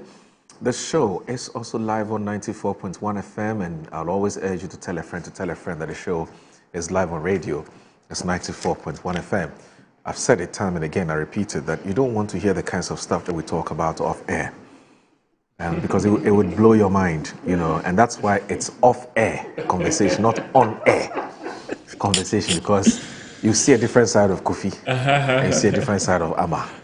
That side you'll never see unless you're close to them. You won't see it on the screen. No, you won't. Anyway, so Kofi Ofosu is two formers, former MD for Accra Digital Center and also former executive director, I believe, chief executive officer of the NEIP. And also Amma Pratt is also here with us. She is a press secretary to the Vice President, Her Excellency Professor Nana Jane Opoku Agyeman. All right, so there was something you wanted to say before Kofi comes in yes. about I to say that whatever it is that she said, whatever statement is attributed to her that you read was in direct response to something that had been said. So there was an open forum, you know, where ministers shared, unions shared, passenger unions also shared. Now, based on some of the things that were said, you know, on the floor, then she reacted. So this thing where she's talking about, there was something she said, and then I heard my brother say, you know, where she's saying that there was some artificial, you know, something. I wish you'd read that again. There was a very, you know, so it sounded as if we were siding. So let me just So mounting congestion, long queues and daily commuters' frustrations have prompted government to move swiftly to expand public transport capacity with the introduction of new high-occupancy buses across the country. The Vice President, Professor Nana Jane Opoku Agyeman, announced that the buses will be deployed to support Metro Mass Transit, Ayalolo, and private transport operators during an emergency meeting with ministers and transport union leaders in Accra. She disclosed this during a visit to the Ministry of Transport in Accra on Friday, where she engaged leaders and managers within the transport sector. Present at the meeting were representatives of the Ghana Private Road Transport, blah, blah, blah, blah. According to her, the President has directed support be given to Metro Mass Transit, Ayalolo, and private operators through the introduction of new high-occupancy buses. She adds that efforts are underway to fast-track payments owed to service providers so they can deploy more buses onto the roads as quickly as possible. She described the current transportation situation as a shared national challenge that requires cooperation from government, operators, and commuters. She's urging transport leaders to closely monitor the associations to prevent misconduct, including passenger exploitation and disregard for safety protocols. The Vice President stressed the need for fairness, accountability, and mutual respect within the sector, calling on operators to communicate clearly and courteously with passengers. She acknowledged the stress caused by long queues, congestion, and rush hour, pressures, noting that these daily experiences have become a source of widespread concern. And this is the quote: I want to ensure that no passenger feels exploited, whether through fares, queues, or lapses in safety protocols, appealing for patience and cooperation as government implements measures to address the problem. She assured commuters and operators that authorities were fully aware of their frustrations and not indifferent to what was happening on the roads. She explained that congestion, which initially appeared seasonal during the Christmas period, was becoming a sustained issue. While recognizing the pressure faced by drivers and operators, she indicates that years of limited support should not justify persistent tension or poor behavior within the sector. Additionally, Professor Popo Agyeman highlighted the recent reports and images showing commuters suffering during morning and evening rush hours were deeply troubling. Now, these include overcrowding, long queues at terminals in case of exploitation by some drivers. She reaffirmed government's commitment to improving both passenger and driver welfare, highlighting rehabilitation as a key intervention with wide-reaching benefits. Did I capture Yes, that part? you captured it perfectly. Okay. Just to say that everything she said, because she was the last speaker, everything she said was in direct response to something that had been said on the floor. So the earlier speakers. Yes, the passengers had, their complaints. Okay. The driver unions had their complaints. Okay. Everybody shared what they thought was the problem. Okay. And of course, in that instance, there would be a semblance, not a direct, blame game, but a semblance of a blame game where someone is saying, we think this is the problem, we think. So she would address what you say you think is the problem and assure you that is why we are here. We are here to holistically deal, with the problem. You say it's this, you say it's that, you say it's that. Okay. But that is why we are here, to deal with the problem. And like I started saying before we went on that break, this is a problem that has persisted for decades. It goes to the heart of, even streamlining, our transportation sector in terms of how we have structured it over time, our roads, our railways, how we structured it from the very beginning by our colonial masters. Perhaps it's time for us to relook, so she speaks about modernizing, the sector. She speaks about retooling the sector. But most importantly, she speaks about it being something that we all have to do holistically. So transport, local government, roads, all of us have to do this holistically. Let's, never belabor the point that it's a sector that has suffered undue neglect, for decades, but particularly within the last maybe 9 years, it's been particularly troubling, how we have neglected that sector. And that's why we are here. Only yesterday, news broke about how much some of these buses that were said to be out of order were sold for. I don't know if you saw that, going around, how we sold buses for as low as 2,500 cedis. Buses that we claim, were out of order, 2,500 cedis for a bus. That's how much we sold the buses. So we have a problem. We have a problem that needs solving. And, this government is very up and able, to get it done with everybody, every stakeholder being involved in that process.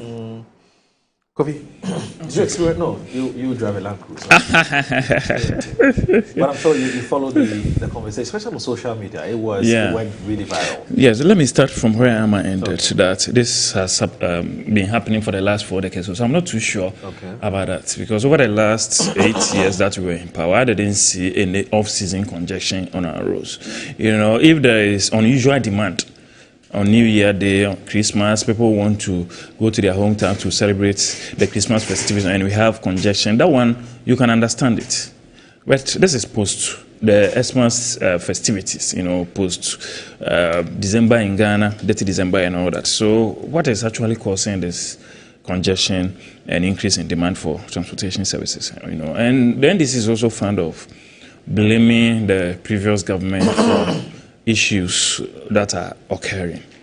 But these issues are mostly not new. I have a publication here, and this is a November 2017 publication, a statement by Samuel Paiden, who was the chairman for the Roads and Transport Committee that NDC used and dumped Metro bus transit systems. And he gives a breakdown of how we left, 1,382 buses in the car of the NDC in 2009. When we came in 2017, we had 500 buses left, and out of the 500 buses, only 250 were in good condition. Okay. And they were also sold at those low rates. And nobody decides to fix the rate for selling a bus based on depreciation. No, there's a state valuer, which is STC, the State Transport Corporation, which does that, Intercity STC. So this politics of somebody sold a car at 2,500, we should stop that. Because I've not heard the former MMT, administration being dragged to the OSP or UCO or any of the security agencies that they flouted the valuation process or they undervalued anything or, did it to benefit themselves or anything of that sort. So just when you know the history, there's handing over notes. You've been told that the buses are beyond redemption. So as soon as they depreciate the values, even in government books, when assets, especially vehicles, depreciate to a certain level, whether it is Cocoa Board, whether it is Gapoha, whether it is a regular MDA or whatever, they sell it at a certain value, and STC comes in to do the valuation, and people buy them. There are auctions every now and then, and this is international practice. A few weeks ago, the U.S. Embassy did auction some of their vehicles because those assets have depreciated. So I don't think we should do politics with that at all. Maybe what we need to what we need to find out is how this valuation is done. Exactly. Because I cannot. Exactly. Because I have not seen the state or the status of those buses. Yes, because I don't know how. Yeah. I don't know how a valuer will arrive at a 2,500 Ghana cedis figure. For a scrap, bus scrap, yeah. I mean, because even if it's a scrap, it's huge. Yes, even if it's a scrap, it's huge. Yeah. So we must begin to question the valuers and how they do their work. Yeah, but we are not. Even a bicycle. But we are not experts there. That means something fundamentally is wrong. Yeah. With the valuation. And the last time in this 2,500 Ghana cedis. Yeah, and the bus. Yes. Even if it's irredeemable. And the last time NDC left office. What? Some presidential staffers took advantage of this low valuation and bought some cars they were using, and it was one of the reasons why President Akufo-Addo said that no appointee of his government should buy a vehicle he or he was using. So that didn't happen during our time. So at least we made some progress there. I'm not too sure if the NDC will go back to allowing presidential staffers that policy, to value their vehicles based on the depreciation and then buy them and take it home. So it's a systemic problem we must all tackle and make sure we get the formula right and we don't seek to and politicians blame. are taking advantage Of course. And fleecing us. Of course, the politicians will take advantage of it. But more often than not, some of these cars used by politicians are in good conditions even after 5 years because they are bought brand new. So if you buy a Toyota Land Cruiser brand new and after 5 years, it will still be in condition. But if you take it to STC, they will give you a very low value and it will be very easy to purchase it. Okay. On this issue of visits by vice president, I think it is very fundamental and basic regarding the duties of a vice president. When Alhaji Dr. Mahmoud Bawumia then took over as vice president, one of the first things he did in January 2017 was to visit Gapoha, the port, to assess the nature of port clearance processes, to understand the manual nature of things, the theft and the gaps in their systems. And that is what informed the implementation of the paperless port system, which was launched in September 2017. And we all know the loopholes and gaps that closed.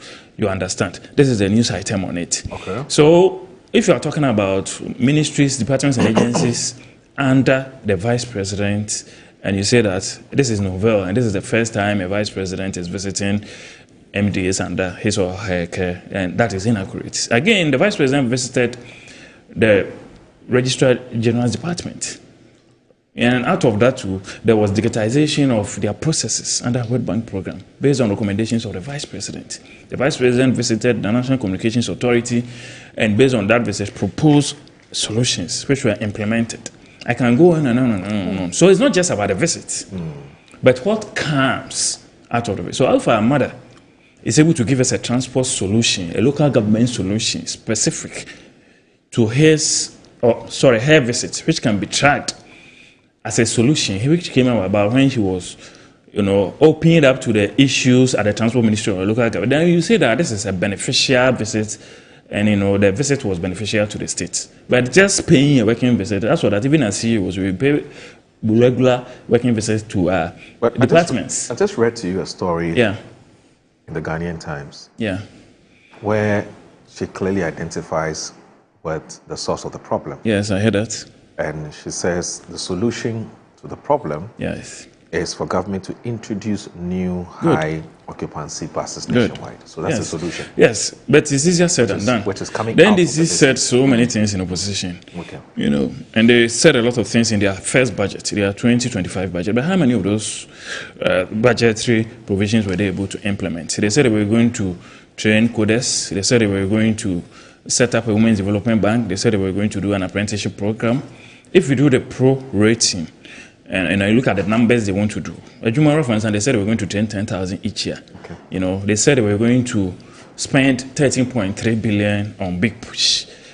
They were only able to pay Maripoma 800 million, and then in December, the minister told us they had done some payments which we are not aware of. So saying it and implementing it are two different things. That's fine. You understand? So on this transport issue, going back to this transport issue, it's a demand and supply issue. Even for the ride-hailing apps like Yango, Uber, and the rest, when there's peak traffic, it becomes more expensive. You understand? But in the afternoon when people are at work and the demand is low, the fares are relatively low.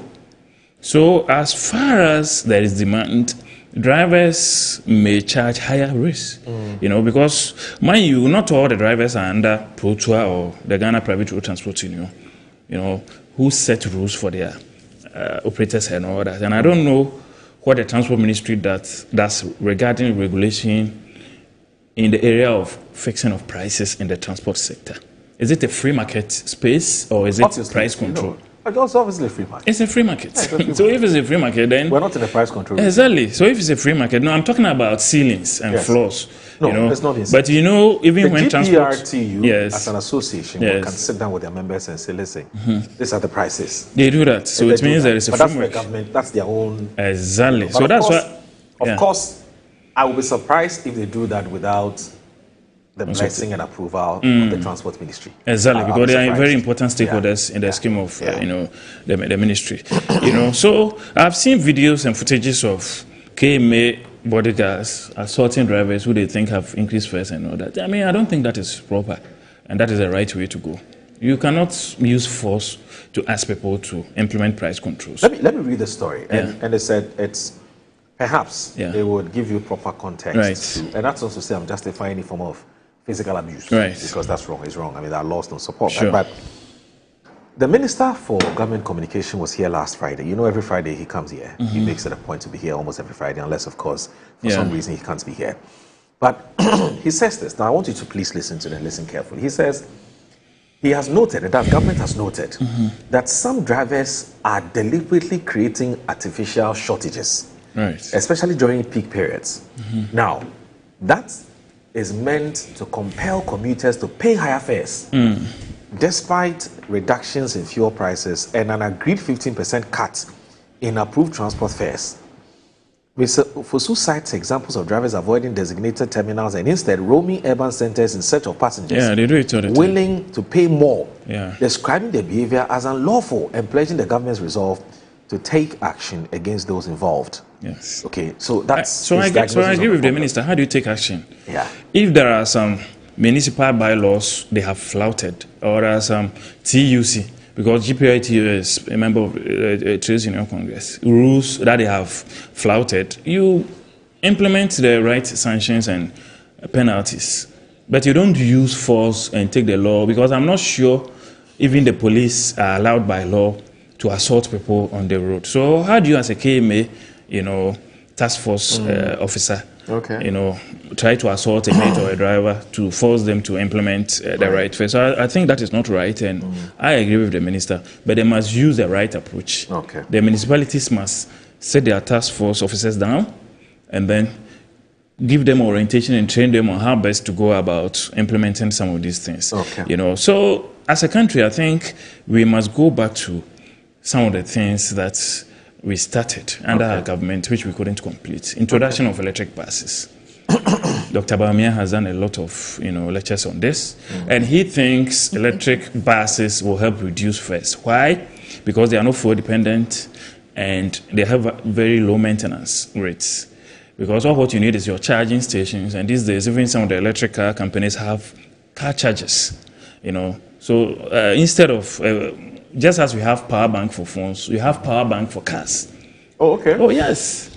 And we can have this for buses and even trucks and big cars. So this is the kind of technology Dr. Bawumia is proposing. And he started by introducing 10 of these electric buses. We ordered 100, and unfortunately, only 10 came and we lost power. And we're expecting the new government to continue by ordering the additional 90.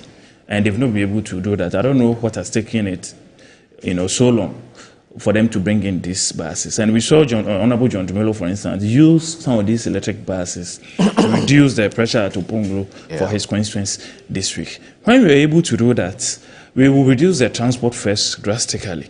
And as you know, Metro Mass Transit is a social intervention, which was introduced by President Kufuor.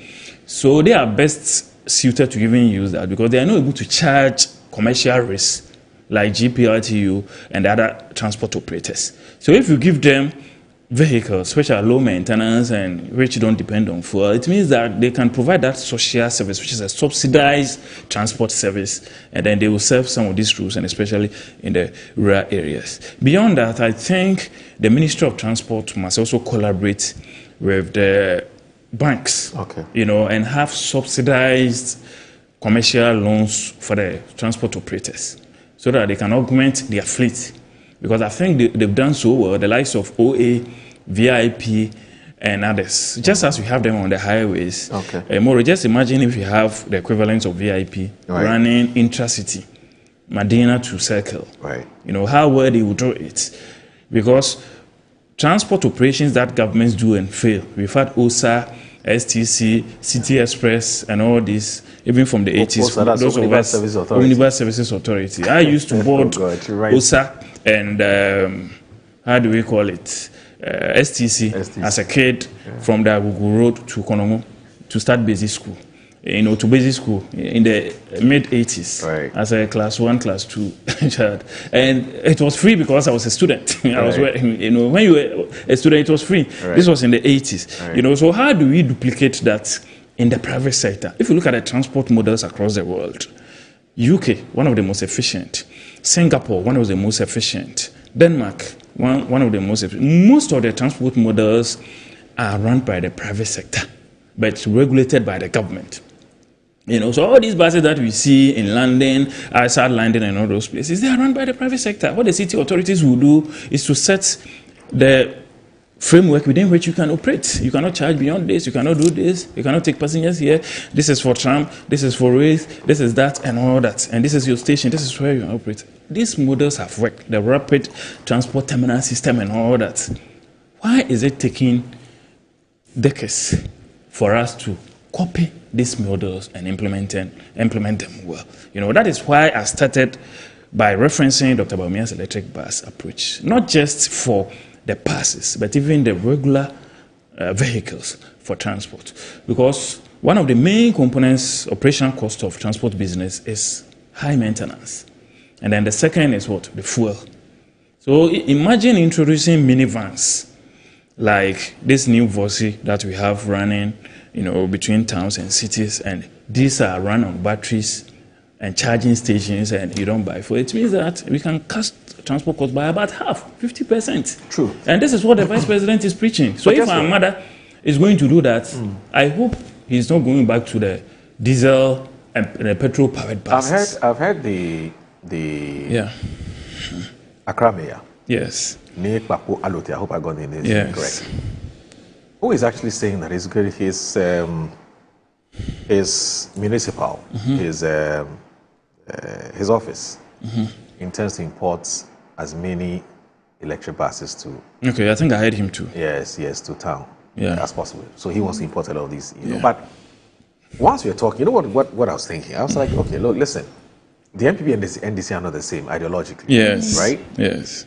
Now, the NDC believes that the state has a business to do business. The state, as in Ghana. Yeah. If you want to simply differentiate what the two ideologies are saying, the NPP, to all intents and purposes, or strictly speaking, if you're going to go by the ideology, so the state has no business. Leave everything to But even that, we've done more social intervention than they have. Good. So then that then reminds me that then brings the matter into question, which is, how then do you have a situation where during your time you were bringing all these buses? You just mentioned some of the things that Dr. Mahmoud Babami has talked about. Yes. Bringing all these buses, as a social good. Yeah. Okay, why didn't you? Because you are just sitting here saying that, look, you don't understand why the private sector is not allowed to run or manage our transportation sector. Yeah. Why is government bothering itself with in running this particular kind of business? So question to you is that, why didn't the NPP in 8 years, based on your ideological standing, decide that, look, you know what, the public sector has no business doing transport, so let's do everything to the private sector. Yeah. But why did you decide to bring in, or why did government decide to bring in all these buses in order to augment, or to address the transportation problem? So I was going to look for a model and show you. Okay. You cannot have 100% public, right? But a system in the transport sector. Because, no, you know why I'm saying this? You cannot have a private system. Yeah. So if you go to England, they have Transport for London, they have TfL. Yes. And that's a private company that runs the entire supported by the city, of course, supported by the state. So it's more like a PPP kind of arrangement.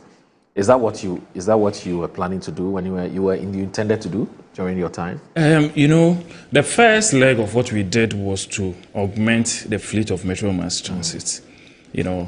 Because we wanted to cushion the vulnerable and also to reduce the fares for the vulnerable. But I know and I'm aware that talks were ongoing with those who do assembly of electric buses, for them to even have assembly plants in Ghana so that the private sector can take advantage of. Okay. And as part of our automotive policy, we started with Sinotrack.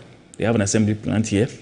We had Nissan, we had VW, I think about 5 in all, including Kantanka. And all these were geared towards reducing the cost of vehicles. We started by targeting the middle class and the working class and those who could use bank loans to get these cars from the local assembly companies and all that. But the next leg was to go into the EV industry by making sure that they do the assembly here, so that from private sedans to minivans to buses, you have them here, so that the VIPs, the OAs, and the transport operators could then migrate or transition from the diesel buses to electric buses. All right. And all these are policy initiatives that the Ministry of Transport was working on.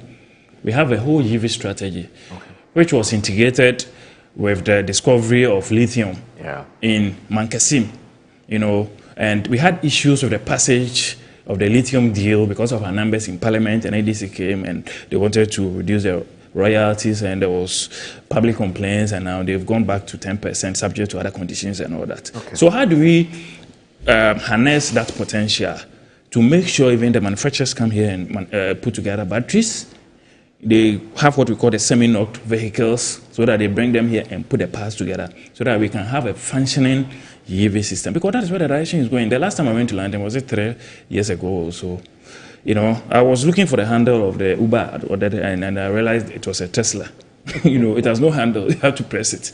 About 50% of the Ubers in London now are all EVs. That is where the world is going. Now, BYD has overtaken Tesla as the #1 EV company in the world. And Dr. Bamian says that we have been late in the first industrial revolution, we've been late in the second, we've been late in the third. But as for the fourth, we don't have to be late. So as soon as we see the West doing something, we also deploy. And you can pay for it. Look at the model of the Gulf regions. I'm not sure the technology they used to build their skyscrapers, they had it. No. The technology they used to do the artificial seas and all those things, they didn't have it. But because they had the resources, which is the oil money, they went to the West, they went to Europe and America, and they have used their intellect to develop their country. So if we are not good with assembling electric vehicles, let us use our resources, our cocoa resources, our gold resources, what we have, to import the technology, to bring the experts here, for them to put it together so that we can have a thriving YIVI industry, which will help solve these issues. But in the meantime, what are the immediate solutions? I don't know what went into the details of the meetings our mother had with them. And I don't know if the situation still persists as we speak this morning.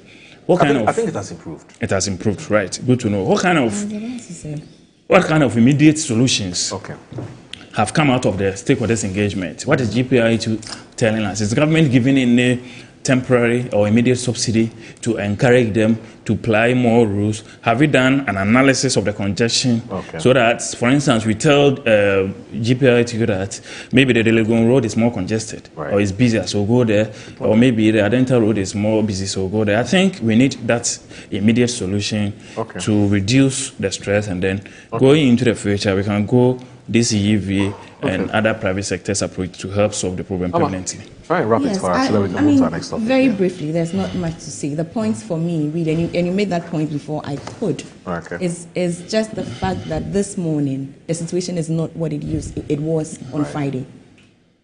Friday, Her Excellency moved. This morning, we are good. So for me, and I keep using the word impactful, for me, that's where the conversation is. It's not in the number of times Dr. Bawumia gave a lecture on something or did not give a lecture on something. I hope you understand what I'm saying. It's about the thing that Her Excellency did that you find so mundane or so simple. Did it resolve the problem? It did. The highfalutin, technologically, digitally advanced, that was done. Did it solve the problem? No. And that's the point for me, which is why I consistently use the word impactful. At the end of the day, you might find whatever is done so simplistic and so mundane and so anybody can do that. Is it resolving the problem? For me, that's where my interest is. And I believe that for every Ghanaian, that's where the interest is. Is it resolving the problem? Yes. Good. And for me, that's the end of the conversation. This morning, we don't have the problem we had on Friday. So whatever Her Excellency did, it has resolved the problem. And we are good. Just to say that, I insist that these visits to the ministries are novel. My brother Kofi is talking about all the other visits that, His Excellency, Dr. Mahmoud Bawumia also did in his time. If that's the conversation we want to have, then even if you give me 3 days, I won't stop talking about the visits Her Excellency Professor Nana Jane Opoku-Agyeman has, embarked on since she took office. She's been everywhere. That's not the conversation. The fact that you move as a vice president to a location in the course of your business, that doesn't constitute an intentional, well thought through, impactful, planned structure, I could use more words, visits to ministries for effects. They are not the same things. Let's not compare. Those are not what we are talking about. We are talking about, for the first time in our history, you have a sitting vice president moving to ministries to interact, to offer support. And for me, at the end of the day, what is the state today? What's the state of our Ghana today? Are we better off? Everything she's doing that you snare at and you laugh at, is it working? It's working. Let's go. Okay. And did I hear you say that she intends to do this across the board, so to visit all the ministries? All the ministries. Okay, so that's different from what Dr. Mahmoud Bawumia did, because he visited a few and ended it there. Completely different. Okay. Completely different. There's something else he said about, as soon as the West does it, we do it, and I didn't want to go there, but I'm going to go. Just to say, this thing about the, please give me a second. Yes, please give me a minute. This thing about the electric, buses. Just to reference that with what he said about, as soon as the West does it, we deploy, we follow. Just to say that In the interactions on Friday, I heard, these union leaders speak about electric buses with no charging ports.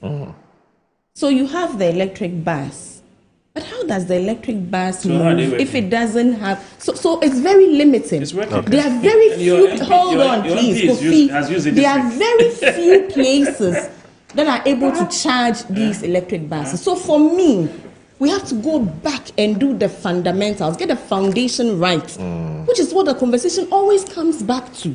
We like to do things up in the air because the West is doing it. We are also doing it. But we don't look at our situation. Right. This country, do we have the charging port? Something as basic as that. What's the foundation on which we can build some of these highfalutin, digitized, innovative ideas? Let's get the basics first. Okay. Which is what this government consistently does, which is why it's working, right? Get it right, get your foundation, and then you can run with it. He says, I did not see the queues during our time. How could you see the queues during your time? If you have any examples, how could you see the queues during your time? Because this problem, has been festering. And unfortunately, again, the NDC, being a victim of its own success, is the government that has to come back, as always, and resolve, this one too. And resolve this one too. But well, thankfully, it has been resolved. This morning, there are no queues on our road. And I hope, and I pray, and I believe that we will find long-lasting solutions, to all of these problems. Moro, just to come in, these buses came into the country in November, December, when we were just about leaving office. Okay. And NDC is telling us that within a year, they've not been able to import additional charging stations or power banks if they want to. Because we had something to start with. And that is why the buses are moving. They don't move on fuel. Okay. They don't move on petrol or diesel. They are working for Metro Mass Transit because they are able to be charged. Okay. They are charged daily. That is why they are working. If you think you need more charges, stations, or power banks, as is happening now, even mobile charging stations, you import them. So you don't need more than 1 year to set up a charging station. If in 1 year you will not be able to set up additional charging station, then we are doomed because you can't implement your 24-hour economy. Because that is a complex process which we are told requires some 4 billion cities to implement. Okay. You understand? So I don't think it's a question of not setting the basis of fundamentals right before you do it. It's the same issues they had with free SHS. Okay. Now, the hundreds and thousands of students who got education in an imperfect system was better than those who are were not educated at all pre-free SHS period. So you start and you correct it. We all know the China example. The Asian tigers, when they started manufacturing products, we were laughing at them.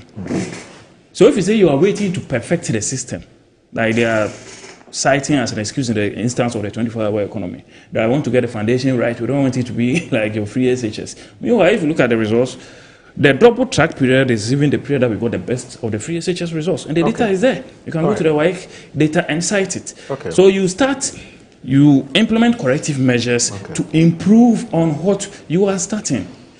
Charging system shouldn't take you more than 1 year. So whatever fourth industrial revolution approach will work for our country, we should not wait so long a time to deploy it because the world is not waiting for us. You better start and correct your mistakes than say that I'm waiting for A, B, C, D, E, F, G, H before I started. You have just one term. And a term is just 4 years. You've done 1 out of the 4 years already. You have just 3 years already. So how long are you going to do your feasibility studies, your stakeholders engagement and your consultations and international tours and study tours and all that before you deem it proper to implement something like that? I mean, for whatever thing, the president has gone outside to have engagements with China and other countries. I'm sure he came back with some best practices. Every president does this. It's not new. We don't travel. No, we don't for just traveling states. Kofi, but what is the big deal don't do that. About Kofi. A steady tour? We are a developing country. Kofi, we are not there yet. Well, if NDC is not doing it, don't worry. But that is... we don't do the long, bureaucratic... We don't do that. I will not debate you on that. No, let's not. But even without your bureaucratic processes, even without your bureaucratic processes, your systems are taking forever to go up. 24-hour economy, coders, they are all taking forever to go up. I just want to assure Kofi that the way the MPP did it is not a yardstick for the NDC. I just want Kofi to know that for a fact, that we are not using we are different. The MPP as any benchmark for anything. We are in our own lane. I don't know, the Ghanaians will be the judges. We wouldn't be here suffering today, right? So we are in our own lane with our own standard and our own benchmark, because this one is a bit too low. Just that too low. All right. Let's understand that. Gentlemen and a lady, let me just say that we're moving on to our next our next topic. And you know, the whole of last week, this topic made the headlines, and it got a lot of people talking. You know, so we've seen something from the Catholic Bishops' Conference, we've seen something from NACA, we've seen something from the Education Ministry. The Education Minister himself has had cause to talk about it. And then also we've had some educational think tanks also, you know, sort of wading into the matter, or weighing in on the matter. Now, it's our Ghana's education system, and repeatedly it appears that it faces heated debates over curriculum content, you know, and particularly that which relates to sexuality and gender. And I recall, as far back as in 2019, you recall the issue about the new standards-based curriculum for basic schools, and which was overshadowed by some allegations that it introduced some comprehensive sexuality education. The NDC raised the issue and were consistent about it. We saw the groups that came up, led by the likes of Mr. Fuamini, you know, Samjata George, and so on, and some civil society organizations, religious groups, and so on. Parents contending that the curriculum standard education contained elements that could expose children to LGBTQ plus concepts, and so on. Of course, the backlash was swift, so critics accusing the Ministry of Education and the National Council for Curriculum and Assessment, NACA, for attempting to smuggle that LGBTQ education into Ghana schools. 7 years down the line, we're in 2026, it appears that we're being faced by a similar curriculum storm, and it forced, as I did indicate, NACA to order the withdrawal of the senior high school physical education. Now, this was a physical education and health teachers manual. It's not the curriculum itself, but the manual normally comes after the curriculum. The manual would then sort of dictate how the curriculum is taught, so that every teacher is on the same page, you know. Now, there's a problem with the definition of gender identity. Now, if you look at the manual, it describes gender identity as a person's deeply felt internal experience of gender, which may or may not correspond to the sex assigned at birth. So you are born as a boy, but you feel that you're a girl, so you should be allowed to behave as a girl. Serious. You know, and of course, we had critics saying that this has introduced non-binary views of gender in classrooms, and that clashes with obviously our cultural norms, traditions, and culture, and so on, and values. Now, we've heard the likes of Reverend John Intim-Fojo, he's all over the place, and as for him, he's lumped the whole government. Say the government has smuggled LGBTQ content into the syllabus. Now, this notwithstanding the fact that it's been withdrawn from the manual, it's been taken out, but he still insists that, you know, for him, somebody must be answering some questions as to how that particular content found itself into the manual. Of course, NACA has admitted, and he said, look, it's a mistake, shouldn't have appeared in the final version, and so on. Now, as for the Catholic Bishop Conference, they have asked for a comprehensive audit, what they term as a comprehensive policy development audit on how this whole thing happened, so that we'll be able to say you were the one responsible for this mistake. Clearly it's an error, and then you have to pay a price for that, and so on. Now, if you look at today's Daily Post, we're told the Deputy Education Minister, Dr. Clement Apak, who's also the MP for, I believe, Bilsan North, I believe so. Now, he is directing GES to take action on, that's been a different one. But we've seen Dr. Apak's statement, on his Facebook statement on this particular one, where he says the manual, which is the paper, the hard copy, has all been withdrawn. and that a new one has actually been posted online. But the minority is saying that, look, what has been posted online is not too different from what has been withdrawn. And so the NACA, and for that matter, the government must come again. Now, they are calling for the dismissal of the NACA heads, and that story is here in today's Ghanaian publisher. I'm going to read that, and I can bring you in to tell me what you think of this, what appears to be a raging storm. I'm interested in what you have to say. Now, the minority in Parliament is demanding the immediate dismissal of the Director General of the National Council for Curriculum and Assessment of NACA and the chairperson of its board. The call comes in response to what the opposition describes as a breach of public trust involving the inclusion of LGBTQ-related content in senior high school teaching materials. Now, Member of Parliament for Otafo, Vincent Asifua, who addressed the media at a press conference last week, accused the NACA of failing in its oversight duties, stressing the caucus concerns over redefined concepts of sex, sexuality, sexual orientation, sexual rights, and gender identity in their physical education and health elective teacher manual for senior high schools. It says, we unreservedly condemn these definitions as absurd, ideologically driven, and a deliberate attempt to introduce LGBT concepts into the education system through state-approved teaching and learning materials. This is not neutral curriculum development. It represents a clear policy direction with far-reaching moral and social consequences imposed without national consensus. Governor Asifua outlined several demands from the minority grounded on constitutional governance and parliamentary accountability, including one, the immediate withdrawal of all teaching and learning materials containing LGBTQ-related content from schools, a transparent review of affected materials involving Parliament, religious bodies, traditional authorities, parents, civil society organizations, education experts, and teacher unions, and a full parliamentary inquiry into the development, approval, funding, and circulation of these materials, including the role of external partners. The MP called on religious leaders, particularly the Catholic Bishops' Conference of Ghana and the Christian Council of Ghana, to scrutinize the manual. Now, it says, as a Catholic and a mass server, I once again call on my bishops to examine the teacher manual carefully and determine whether its contents is consistent with the teachings of Christ and the moral values we uphold as Christians, he urged. Okay.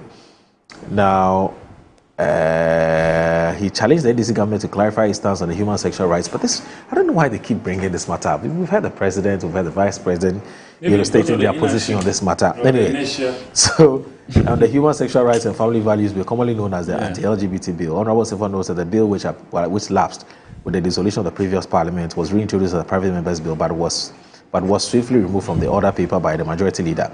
The justification offered that the majority leader believed that the bill had already been passed is unacceptable within parliamentary practice, whether by negligence or design. The effect has been the same, the deliberate frustration of a bill that was previously championed with moral urgency. The minority accused the government of inconsistency, pointing out that while in opposition, the NDC had decried delays on the bill as endorsement of homosexuality.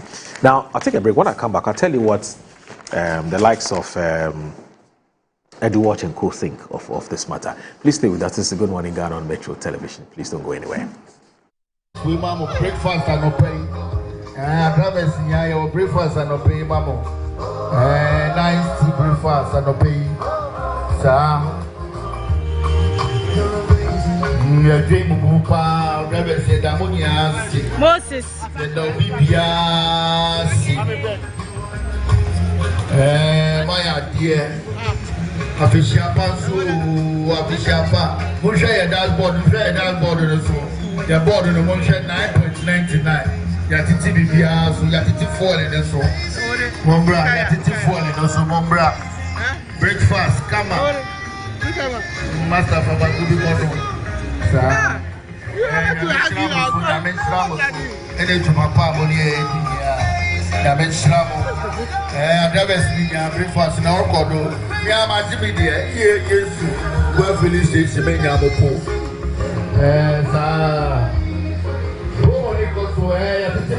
Guys, we mamo breakfast and no pay. Drivers in your breakfast and no pay, mamo. Nice tea breakfast and no pay. Sir.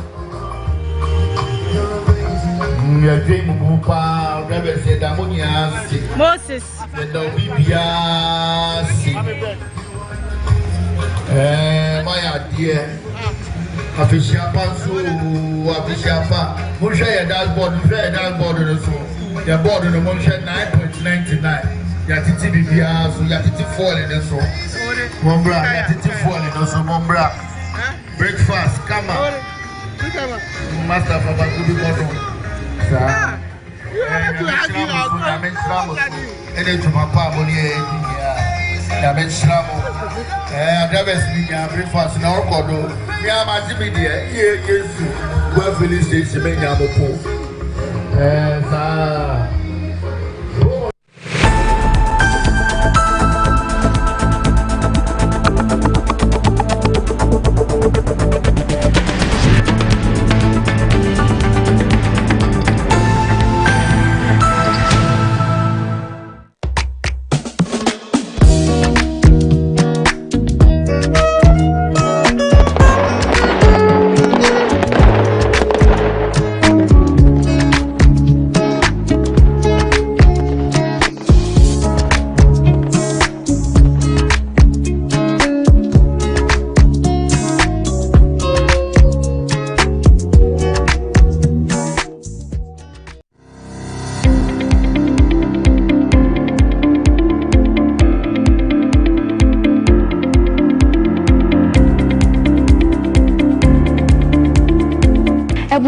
For your mama kwaba eba Children's Palace.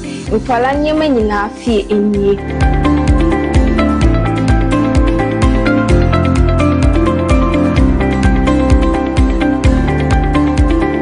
Yonkwala ntade mani mema nyina ntare nyina wase.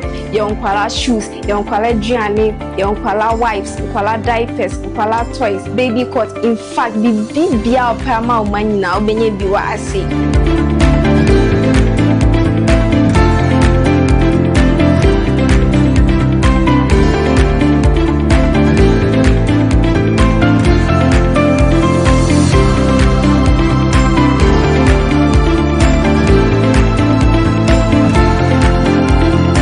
Located at East Legon Hills, Nana Chrome KFC. Contact us on 059-6377-172. Children's Palace. Happy children, happy fashion. See you soon. Bye-bye.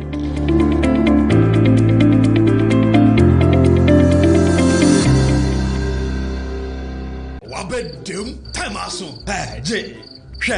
Watch it, na learning. Missy, watch and learn. Makwaya mabesisia. Abozege. Akache say no ya konate and the more drink woman. Hey. But I didn't mean. Oh, sorry. She knew her old days. Hey, Dabio, baby womb. Ready? Hey, baby womb. Ah, Aji. I'll cause some discomfort.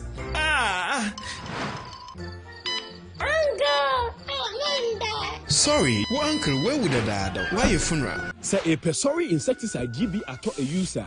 Co pharmacy in a shop biamu. Na mum say a pharmacy supermarket and a shop ra. Na repedudu to a cotonwa. On for Royal Dutch and our Aerofield Trading. FE spray with Daimwa. Change.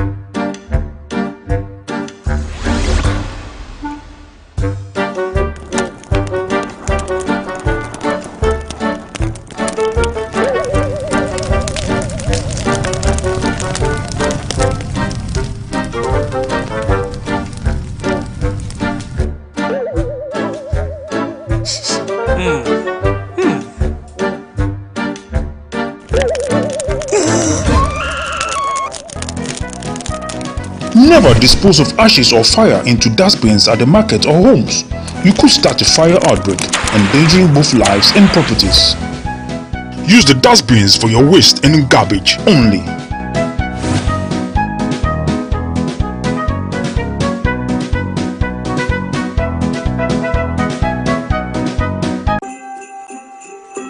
The festive season is here again, and your most preferred estate partner is giving you 25% discount on land sale. Yes, for our Bronya Asase promo, Estate Masters is offering this massive discount for outright purchases. This includes free indenture, free site plan, and a free site visit. So what are you waiting for? Rush now and secure a plot of land while it is still hot. Reach out to us using the numbers below or visit our website at www.estatemastersgh.com. Estate Masters, your most preferred estate partner.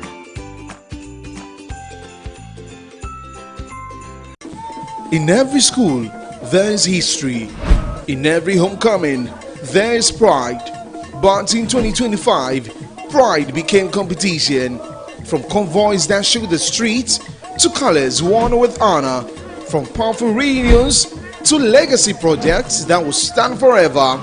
Metro TV asked one bold question: which school truly owned the legacy in 2025? Welcome to School's Homecoming 2025. Who is who? Send your school name, convoy videos, speech and prize giving highlights, and your 2025 legacy projects to 0550 090 702. School's Homecoming, my school, my pride. This event is sponsored by Zoom Lion and Appointed Time Printing. School's Homecoming 2025 is a Metro TV event supported by Original TV, Original 91.9 FM, and Metro Digital.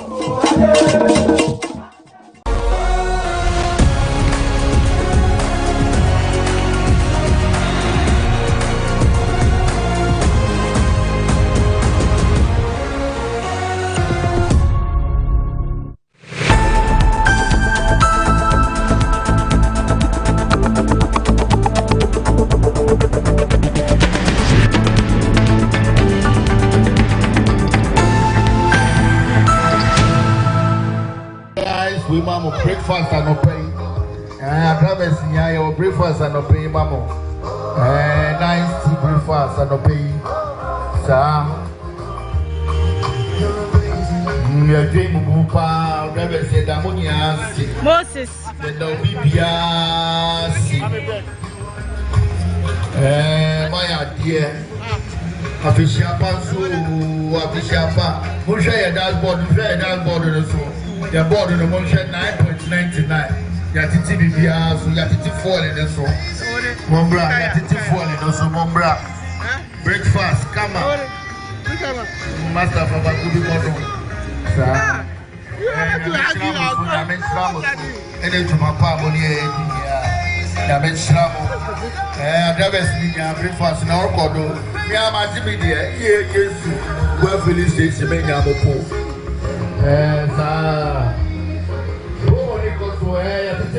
Guys, we mama breakfast and no pay. Drivers in your breakfast and no pay, mama. 42 and all that. I don't know what. You're not going to come. I don't know what Amma Pratt is saying. She's talking about my papa. I don't know what she's saying. Maybe she'll tell us. So don't worry. They are distributing free breakfast at a filling station. Isn't that an they indication? Are still, they are saying the honeymoon period. First 2 years, Ghana, they will give it to you, especially the first year. Then your honeymoon didn't go so great. Oh, maybe you've forgotten. Go online and check. Kanufurata was ranked the best minister in Africa in 2018. You mean you shared free breakfast? Oh, people were sharing kenke and all that. No, you mean you were eating kenke in the ministries? People were sharing kenke and all sort of foods and all that. But now, he's the most unpopular person. So as for first 2 years, if he had left after first term, he would have left clean. Okay. So you can even do 4 clean years. Okay. President Mahama started 2012, 2013, but by 2016, he had become incompetent Mahama. Okay. So it's not easy like that. No, that was just your PR. Okay. And no, it's not PR. You lost massively. Let's do this. Lost by almost. So closely related to the issue that I raised earlier about the gay content which has been found in the teaching manual. There's also an education ministry statement. I left that out. Yeah. Now that statement, I want to read it verbatim. I don't want to do reported or reported publication speech. or reported speech. Yes. Yeah. So this one here says that. So for immediate release, press statement, Ministry of Education. This one came out Saturday. Ministry of Education clarifies publication attributed to Honorable Haruna Idrisu. Now the Ministry of Education has taken note of a publication by the Center for Democratic Movement alleging that the Honorable Minister for Education, Honorable Haruna Idrisu, authorized the Physical Education and Health, which is an elective, teacher manual for SHS Year 2 in 2024, which contains a definition of gender identity that is not reflective of Ghanaian norms and values. The ministry states unequivocally that this allegation is false and entirely without basis, and that in 2021, the Ministry of Education entered a memorandum of understanding with Transforming Teacher Education and Learning. It's called TTEL for short, right? To provide technical advisory services, project management, research, and implementation support aimed at strengthening teaching and learning outcomes nationwide. The curriculum development process began in 2021, and it was led by the National Council for Curriculum and Assessment, which is NACA, with support from Transforming Teacher Education, so the TTEL people. So NACA TTEL came together to look at our curriculum in 2021. Now, a rigorous process was used to identify and select over 300 Ghanaian professionals from secondary schools, colleges of education, industry, and universities to write the curriculum and accompanying resources, i.e., teacher manuals, learner materials, and PLC handbooks. Now, the curriculum development process involved extensive stakeholder engagement before and during the writing and the trial phases. Number 5, the development and production of this manual predates the appointment of Honorable Haruna Idrisu. Since assuming the office is the Honorable Haruna Idrisu as Minister for Education, he therefore had no oversight of the said material produced. Furthermore, the only official document produced under the direct leadership of Honorable Idrisu since assuming office is the Professional Learning Communities, which is PL, handbooks, which provides a structured platform for teachers to meet regularly to share best practice and improve subject-specific teaching and learning outcomes. The PLC handbook contains no ambiguity regarding the definition of gender. Okay, the ministry remains steadfast in its commitment to transparency, accountability, and strict adherence to national education policies and values. We urge the public and media organizations to verify information thoroughly before publication to prevent misinformation and unnecessary public concern. So it gives us a background to how the manual was produced, which has some gay content in there. So I'll start with Awa. Oh, I was hoping you would start with Kofi, considering that it's his side that has an issue. Kofi? I'm interested to know what the issue is. What exactly is the issue? Okay. Right. All right. See, what exactly is the issue? The statement you just read is neither here nor there. Okay. Tomorrow, because if it was something positive, the ministry wouldn't have given credit to Akufo-Addo or Bawumia. Okay. So why are they running away from the curriculum now? You took over as a minister on January 7th, 2025. Okay. And it is your duty to oversee to the development of the curriculum. You are in charge of policy, right? But the agency, which is the National Council for Curriculum Assessment, is under you. NACA. Yes, NACA. So the ultimate responsibility ends on your doorstep, and even that on the president. You report to him at cabinet. You know, so how do you come and tell us that because the development of the curriculum, new curriculum, was started in 2021, you are divorcing yourself or you are disconnecting yourself from the outcome, which has happened? Because this printing and the online publication, which has been withdrawn, happened under your tenure, right? So let's analyze it this way. There was a policy direction. There was an objective. This is what we want to do.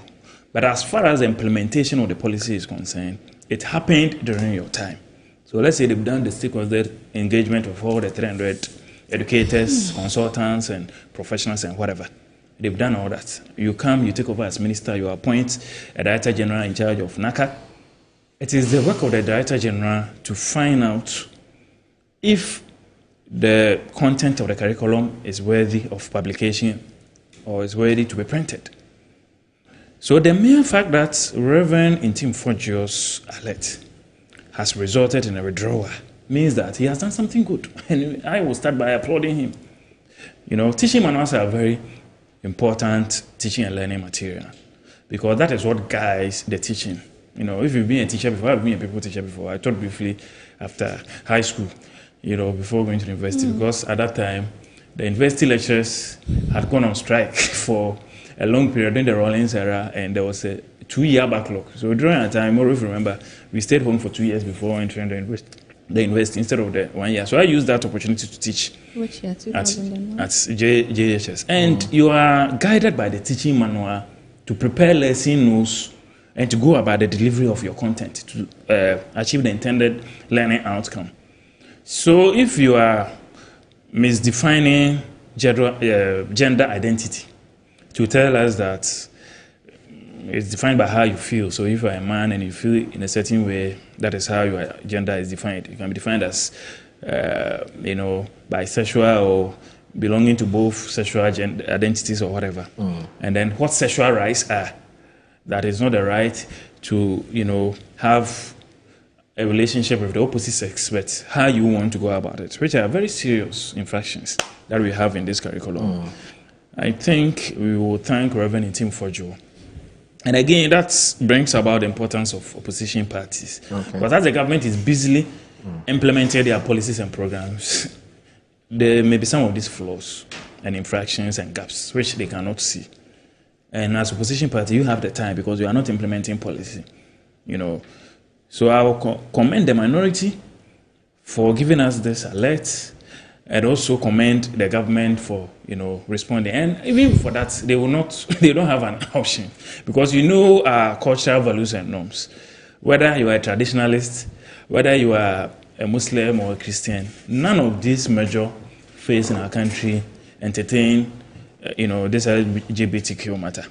It is a straightforward matter, which is why the NDC took advantage of it in the opposition, from their general secretary to parliamentarians like Sam George and the Honorable Okujeto, to politicize the issue and tell us we were dragging our feet in the passage because of some reasons. It's been 1 year down the line, and that private members' bill on the human sexual rights and family values has not been passed. Honorable Ayaraga will say something different. Speaker of Parliament will say something else, and then the President will say, as for me, when it comes, I will sign. But they are not taking the thing to him to sign. Why are they delaying on it? Why are they dragging their feet on it? You understand? But this issue also exposes the policy gaps in our curriculum development. Right from needs assessment to the goals that you want the curriculum to achieve, to development of the subject areas, content, to organizing the content, to choosing the learning experiences, to bringing it as a draft, to test it, to monitoring and evaluation and review of the curriculum and all that. It's about 10 major steps. If you go to Google right now and ask for the process for curriculum development, which are very comprehensive. So how were all these steps in place and we still missed such an important, miscontent which found its way in our curriculum development. So I think it calls for a real look at how we develop our curriculum. We should hold proper workshops to do assessment of whatever content is coming out. Because I don't know if you go through all these tests, 300 stakeholders, bringing their ideas to develop content, and at the end of the day, the final material, which is going to guide the teacher to do the delivery, to achieve certain learning outcomes in the country, is something which is bad and conflicts with our societal norms and values. Then it means the work that you've done is cost-90 work. So the minority should continue doing this work of proofreading and rechecking every policy and programs that the government intend, implementing, so that if there are gaps like this, we can implement them. Then this approach also shows that this matter is not so important to them as they created the impression in opposition. Also, they've passed a number of bills under certificates of urgency since they took over. Gold Board Act is the fastest act they've passed because they had planned since 2022 that they are going to monopolize the purchase of gold. So I'm sure they even wrote the act in opposition. As soon as Parliament was sworn in, the majority side started working on the act, and in the first quarter, it was passed. Look at the alacrity and the speed with which they passed it. Why didn't they apply same speed in the passage of the private members' bill on the human sexual rights and family values? to ensure that, LGBT matters are curtailed and what our society, the clergy, our traditions, and whatever we all say we are okay with aligns with is passed and gotten. But now they've gotten power already, so they do not care. All those who are vociferous on this matter, the Honorable Sonjoy, the Honorable Kujito, and General Secretary, and all the NDC functionaries who are so loud on this matter, what has happened to them? They are all quiet now. They are enjoying power, the largest of power. You understand? So I think as politicians, we must position ourselves to look credible to the people. Okay. So that our position on matters, our posture on issues in opposition should not vary or differ from our positions when we earn power. Because if we are not careful, very soon, people will even stop voting. Right. Yes, because they are becoming fed up with us. We say this, and when we come to power, we do something. Look at the turnout rate drop from 2020 to 2024, from 84% to about 62-63% in 2024. The people just didn't go to vote, and we are in a Gen Z era. Our mothers are phasing out, and the middle-aged people will become the mothers. The Gen Zs will very soon become the middle-aged people. Right. They have a different temperament. They are not defined by ideologies and what Rollins did too. They are very unforgiving. They are mother's party and all that. So you can enjoy all the goodwill in your first year, in your first 2 years. Okay. But when it strikes them, when they are reminded that this government said they were going to give us 1 job, 3 jobs, 3 ships, and it has not happened. Okay. And they withdraw, that may be your undoing. So as much as possible, let's try as politicians to go by the promises we make when we are in opposition. But you know what, Amma, do you think that this also exposes a certain weakness, a certain defect in our curriculum review process? And I'm saying this because, you see, the people who do the review of these manuals, these are people who are professionally trained. I mean, they've been in the system for a very long time. Yeah. So do a common review. And I'm using a common here advisedly. Just do a review. You didn't even produce it, but it's been produced. Just look at it and see if it reflects the curriculum. Because obviously the curriculum will then be like the framework or a guide to producing the manual. So do a simple manual. Then you go and put something in the manual which has nothing to do with the curriculum. I mean, who could have possibly done this? I'm just wondering what kind of mischief the person wanted to create by inputting something to a manual which is not even their curriculum. I don't know. I'm just thinking. Help me think through this. I mean, we are all just thinking, and this conversation, please correct me if I'm wrong, started sometime 2018. Yes, this gendered 2019 actually. Sexuality education, brouhaha, with this curriculum. Because I think at the time we're doing the pre-tertiary educational framework. Thank you. That framework that was going to inform, this implementation, this printing, and so that's when this conversation, started, and all of us were shocked. When it seemed as if we had gone to sleep and woke up and realized that wait, this is what is going to be taught to our kids. And all of us in alarm woke up and said, no way, this is not who we are. In the words of, our former president, His Excellency Professor Atta Mills, and this is me paraphrasing, let's leave what's not and concentrate on what's important. Let's not poke the bear, so to speak. That's me again, paraphrasing. So all of us were alarmed. This government in opposition then said, when we come, we would take another look at what is and try and see how we can make it culturally and traditionally sensitive or adapt it to who we are so we can, move forward. That has been done. Obviously, there was a little glitch, and that glitch has been corrected. When we sit here now and speak about, congratulating the Reverend Ntim Fordjour and other members of the opposition. What for? I'm struggling. What for? This is your document. This is yours. This is not the NDC's document. This is yours. It was in a West state. The whole of Ghana screamed and cried about it in 2018, 2019.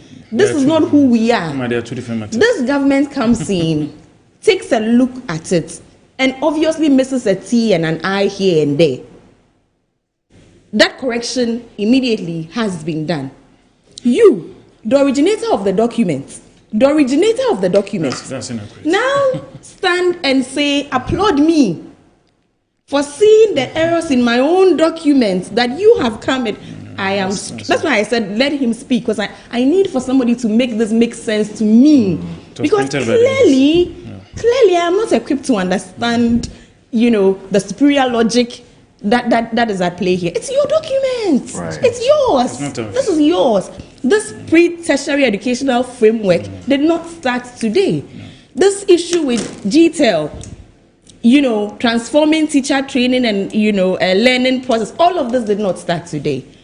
We could go on and on and on. All the processes, the funded reforms that you started, aided by, the British, we could go into history and talk ourselves hoarse this morning. But this is not the NDC's creation. This is yours. Yeah. So if you have come up with a faulty document, this government has worked it out. But like I'm saying, Mr. T, Mr. and I here, we've seen the error. We've done the correction. Then you go and organize a press conference. And suddenly we have to applaud you. For what? I'm sorry. I'm sorry. Moro, you're not too sure. It is inaccurate if Rama says it is our document. The entire framework was started in 2021. But it doesn't mean every action was done in 2021. So what we are talking about according now... to NACA. Yes. According to NACA. Yes. This teaching manual we're talking about was signed, sealed, and delivered in 2024. Unless, of course, you have contrary facts or evidence. The facts, as I know, is that we printed year one. If you listen to... If you can challenge NACA with that fact. Just a second. If you... The story I read, the statement I read from the Education Ministry, which of course in your view, and you're entitled to it, you thought it wasn't that necessary. Now it says the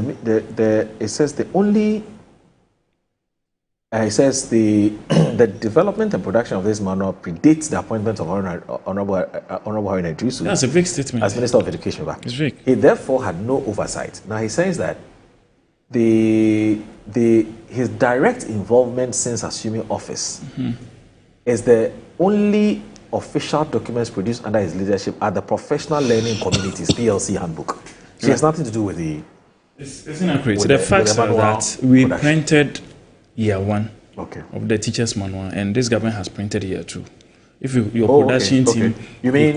Yes. You mean during your administration, NACA produced... Year one. For year one. Yes. And they have produced year two. And that is what contains the LGBTQ plus content. You have evidence to back that? Yes, it's a fact. This is from Reverend Tim Fojo and all other. And it has not been challenged. Well, this is a... I don't want us to personalize... And this has not been... we need to set the record straight. I don't want us to personalize this. It's not about personalizing it. Okay. We are on a public platform. But you're saying that... Yes. You're saying that... Yes. What you produced for the first year... Yes. Didn't have this issue. Didn't have any gay content. No. According to Reverend Intin Fojo. According to the facts, we all know. According to the facts, we all know. Because you quote anything you say here was said by somebody, whether it's an official of the agency or not. I'm looking at a document. You're talking about a document, Which document? You're not talking about hearsay. You're not talking about people's words. Which document? The facts. So you mean NACA light? What that statement you read is very vague. They don't go into the details to tell us. Yes, it's very vague. I want to read it's open. They just played with some brofu to protect the minister. Really? So let me read the NACA statement just briefly. Yeah. The National Council for POP Curriculum and Assessment, NACA, has denied allegations of introducing LGBTQ-related content into Ghana's senior high school curriculum. It added that no such content exists within the officially approved national curriculum used in SHS national curriculum. That is correct. A press release signed by Professor Samuel Ofori-Bekwai, the Director General of NACA, copied to the Ghana News Agency on Wednesday, said the controversy stemmed from confusion between the national curriculum and teacher manuals, which serve different purposes in curriculum delivery. Yes. He noted that the curriculum was the official policy document that contained areas of learning for students. Yes. Whereas the teacher manuals were supplementary instructional guides. Doesn't matter. Meant to support teachers and not compulsory for curriculum delivery. Now, it says the statement said teachers could fully implement the approved curriculum without relying on any specific teacher manual. Then why have you withdrawn it? Now, these manuals do not constitute the curriculum itself and So their reference use is optional. Teachers may imagine. deliver the approved curriculum It is without bad, but it is relying optional. on these specific Just guides. imagine. The statement stressed the need for How Ghana's can they even curriculum to say remain this? anchored in the country's socio-cultural values, can they even say constitutional this? principles, and child-centered development goals. No.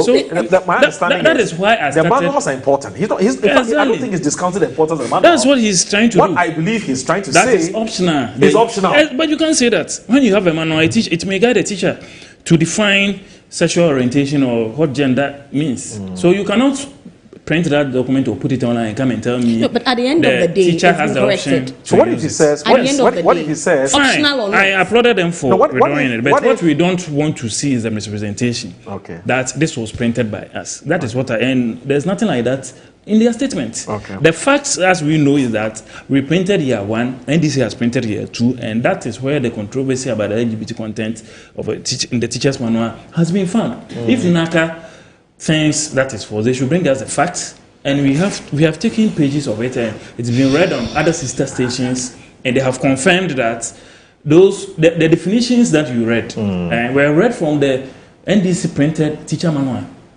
The sexual, NDC printed. Yes. That what they printed in 2025. I'm confused. Whether it is the gender definition or the social rights definition, it was read from the NDC printed government printed teacher manual, not ours, because that is in year 2. It's a fact. So please don't come and tell us that it is our work and you are correcting it. We didn't print this document. We didn't work on this. Ours was year 1, and there has been no issues or red flags. The CSC, which was raised in 2019, is a different matter altogether. It is not this matter. But don't you find it confuse strange? the two? No, but hold Yes. on. But don't you find it strange? Yeah. And I'm not in any way saying that what you're saying, I have evidence to back what you're saying. You know, I'll grant you that. Yeah. But don't you find it strange that there's one curriculum, and yet this curriculum has produced, as you said, 2 different manuals? What's happening? It's not 2 different manuals. Do you get it? Because there's one manual. We did year for 1 senior and we for lost. SS1. Yes. And you are saying that. And it in was that going to be SS1 done. The 2 was going to be done in 2025 and we lost. 2025. Exactly. It So wasn't they have done. done it. Exactly. It's just like continuing the Fan Concept project. We did the bridges and the gutters and those things, and they are doing the asphalt overlay. It doesn't mean when there's a problem with the asphalt, they will say we put the bitumen on it. But I'm saying that, Kofi. Yeah. If you have the main book, the main book, so which is the curriculum. So it exposes the gap in the entire curriculum development framework, which we must address, which the Cali bishops have raised. That no, what I'm trying to say. There's oversight gap. Yes. But I talked about curriculum review weaknesses and defects in the curriculum review process. I agree with you with that. And I'm saying that if you have the main book, the main book is the curriculum. That's the mother of all the books. Yes. So all the other supplementary documents and things are supposed to be sourced from this main book. Yes. Now, in this main book, there's nothing in there that talks about. I mean, there's no gay content in that main book. But the manual, which is a guide, which is supplementary, which is born out of the curriculum, because you can't teach what is not in the curriculum. Yeah. You have a situation where the manual which has been created or drafted or developed for first year students, and I'm taking your word because I don't have, my limitation is that I've not read the first manual and compared to the second manual for me to be able to either agree or disagree with you. And I had, well, not the full conversation, just snippets of the conversation on News File on Saturday, where the Honorable Vincent Asifua conceded that the source document is this. No, it's not true. No. The same person doing the press conference to call out. No, that's curriculum. That's not in the curriculum. Yes. But there is no issue with the curriculum. Ama is confusing. So you're saying the same thing. Please don't confuse the issues. I'm not We are talking about teachers. You're saying the same thing. Listen, the curriculum has no gay content. Every panelist on the show needed that clarification. Yes. Whether there was any there's gay a new content document in the curriculum. or it's the same document. Whether revised or reviewed. Sitting at home, I needed that information too. I needed that clarification. I needed to know for myself if you're talking about a completely new document or we're talking about the same document. Yes. And it's the same documents we are talking about. You see, it's interesting for me and there's no issue that the only footing he has to debunk NACA, to debunk the Honorable Vincent Asifua, to debunk everybody else. Emma, you're confusing the issues. A quote card of a reference by Reverend Inti He's a former Minister of Education. He has stated the fact. He has stated the fact that nobody has come to challenge his old debate. Moro just read the NACA statement, and there's nothing about the origin of this controversial content in it. NACA didn't even talk about it. They only consider that it is optional, and the teacher's manual is optional. But that is neither here nor there. Whether it is optional or not, once it's in the public domain, teachers can use it and misdefine what gender is and what sexual rights are. And it was printed during the NDC time. You have accepted and corrected it. So please don't go back and blame Kofi, this is what I would say, right? I like what you said in your main submission when you said that today the MPP is in opposition, and so the MPP is that body that is going to constantly review documents, go over government activities, point out, you know, where things are going wrong. I like that. Let's do that. That's very important. But you see, it's important that we do that constructively. Constructively. So when you see something, you point it out. But you see, this thing about calling press conferences and misrepresenting facts. Nothing has been misrepresented. To weaponize. Which fact has been misrepresented?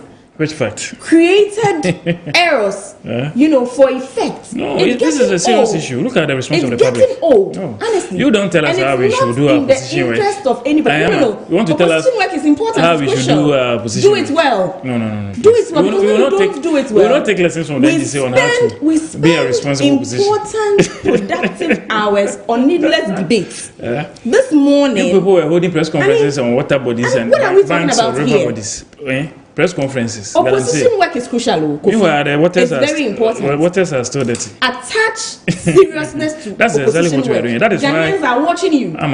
That is why you have considered. That is why you have considered and withdrawn the thing. It means we have done what we are supposed to do in the opposition party. We've been the watchdog. We've identified what is wrong. We've alerted the government, and the government has also accepted it and withdrawn it.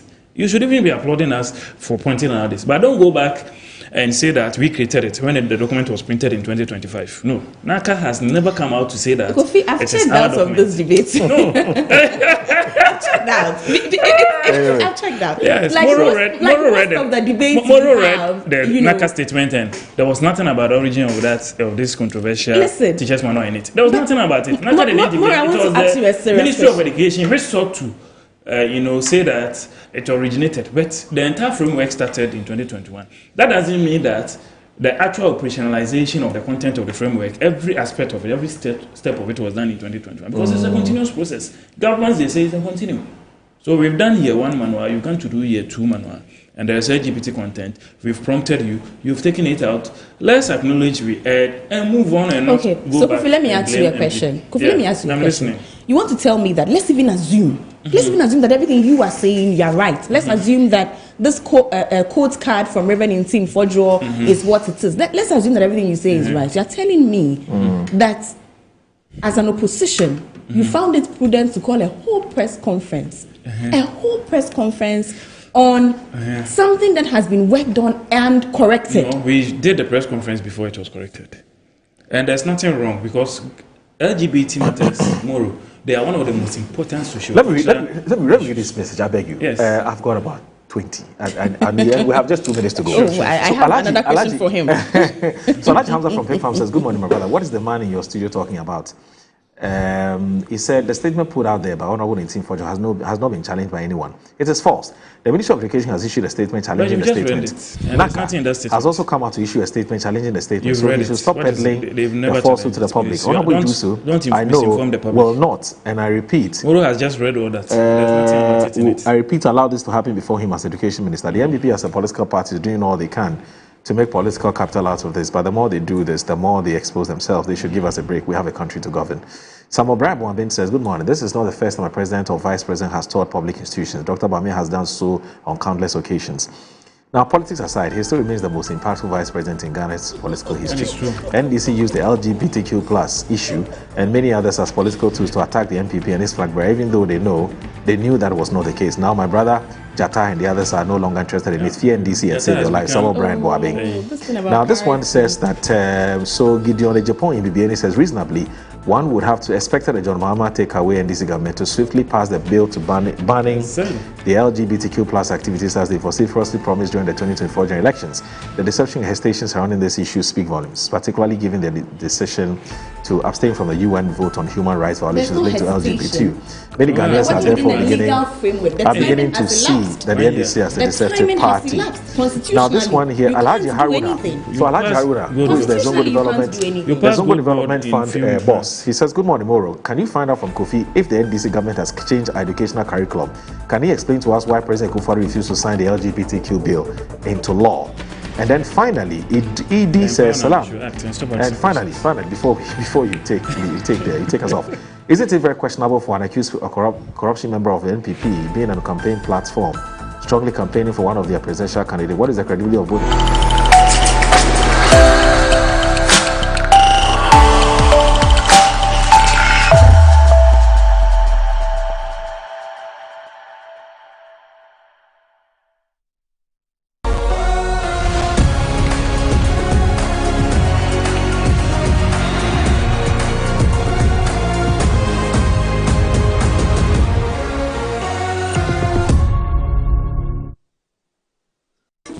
In every school, there is history. In every homecoming, there is pride. But in 2025, pride became competition. From convoys that shook the street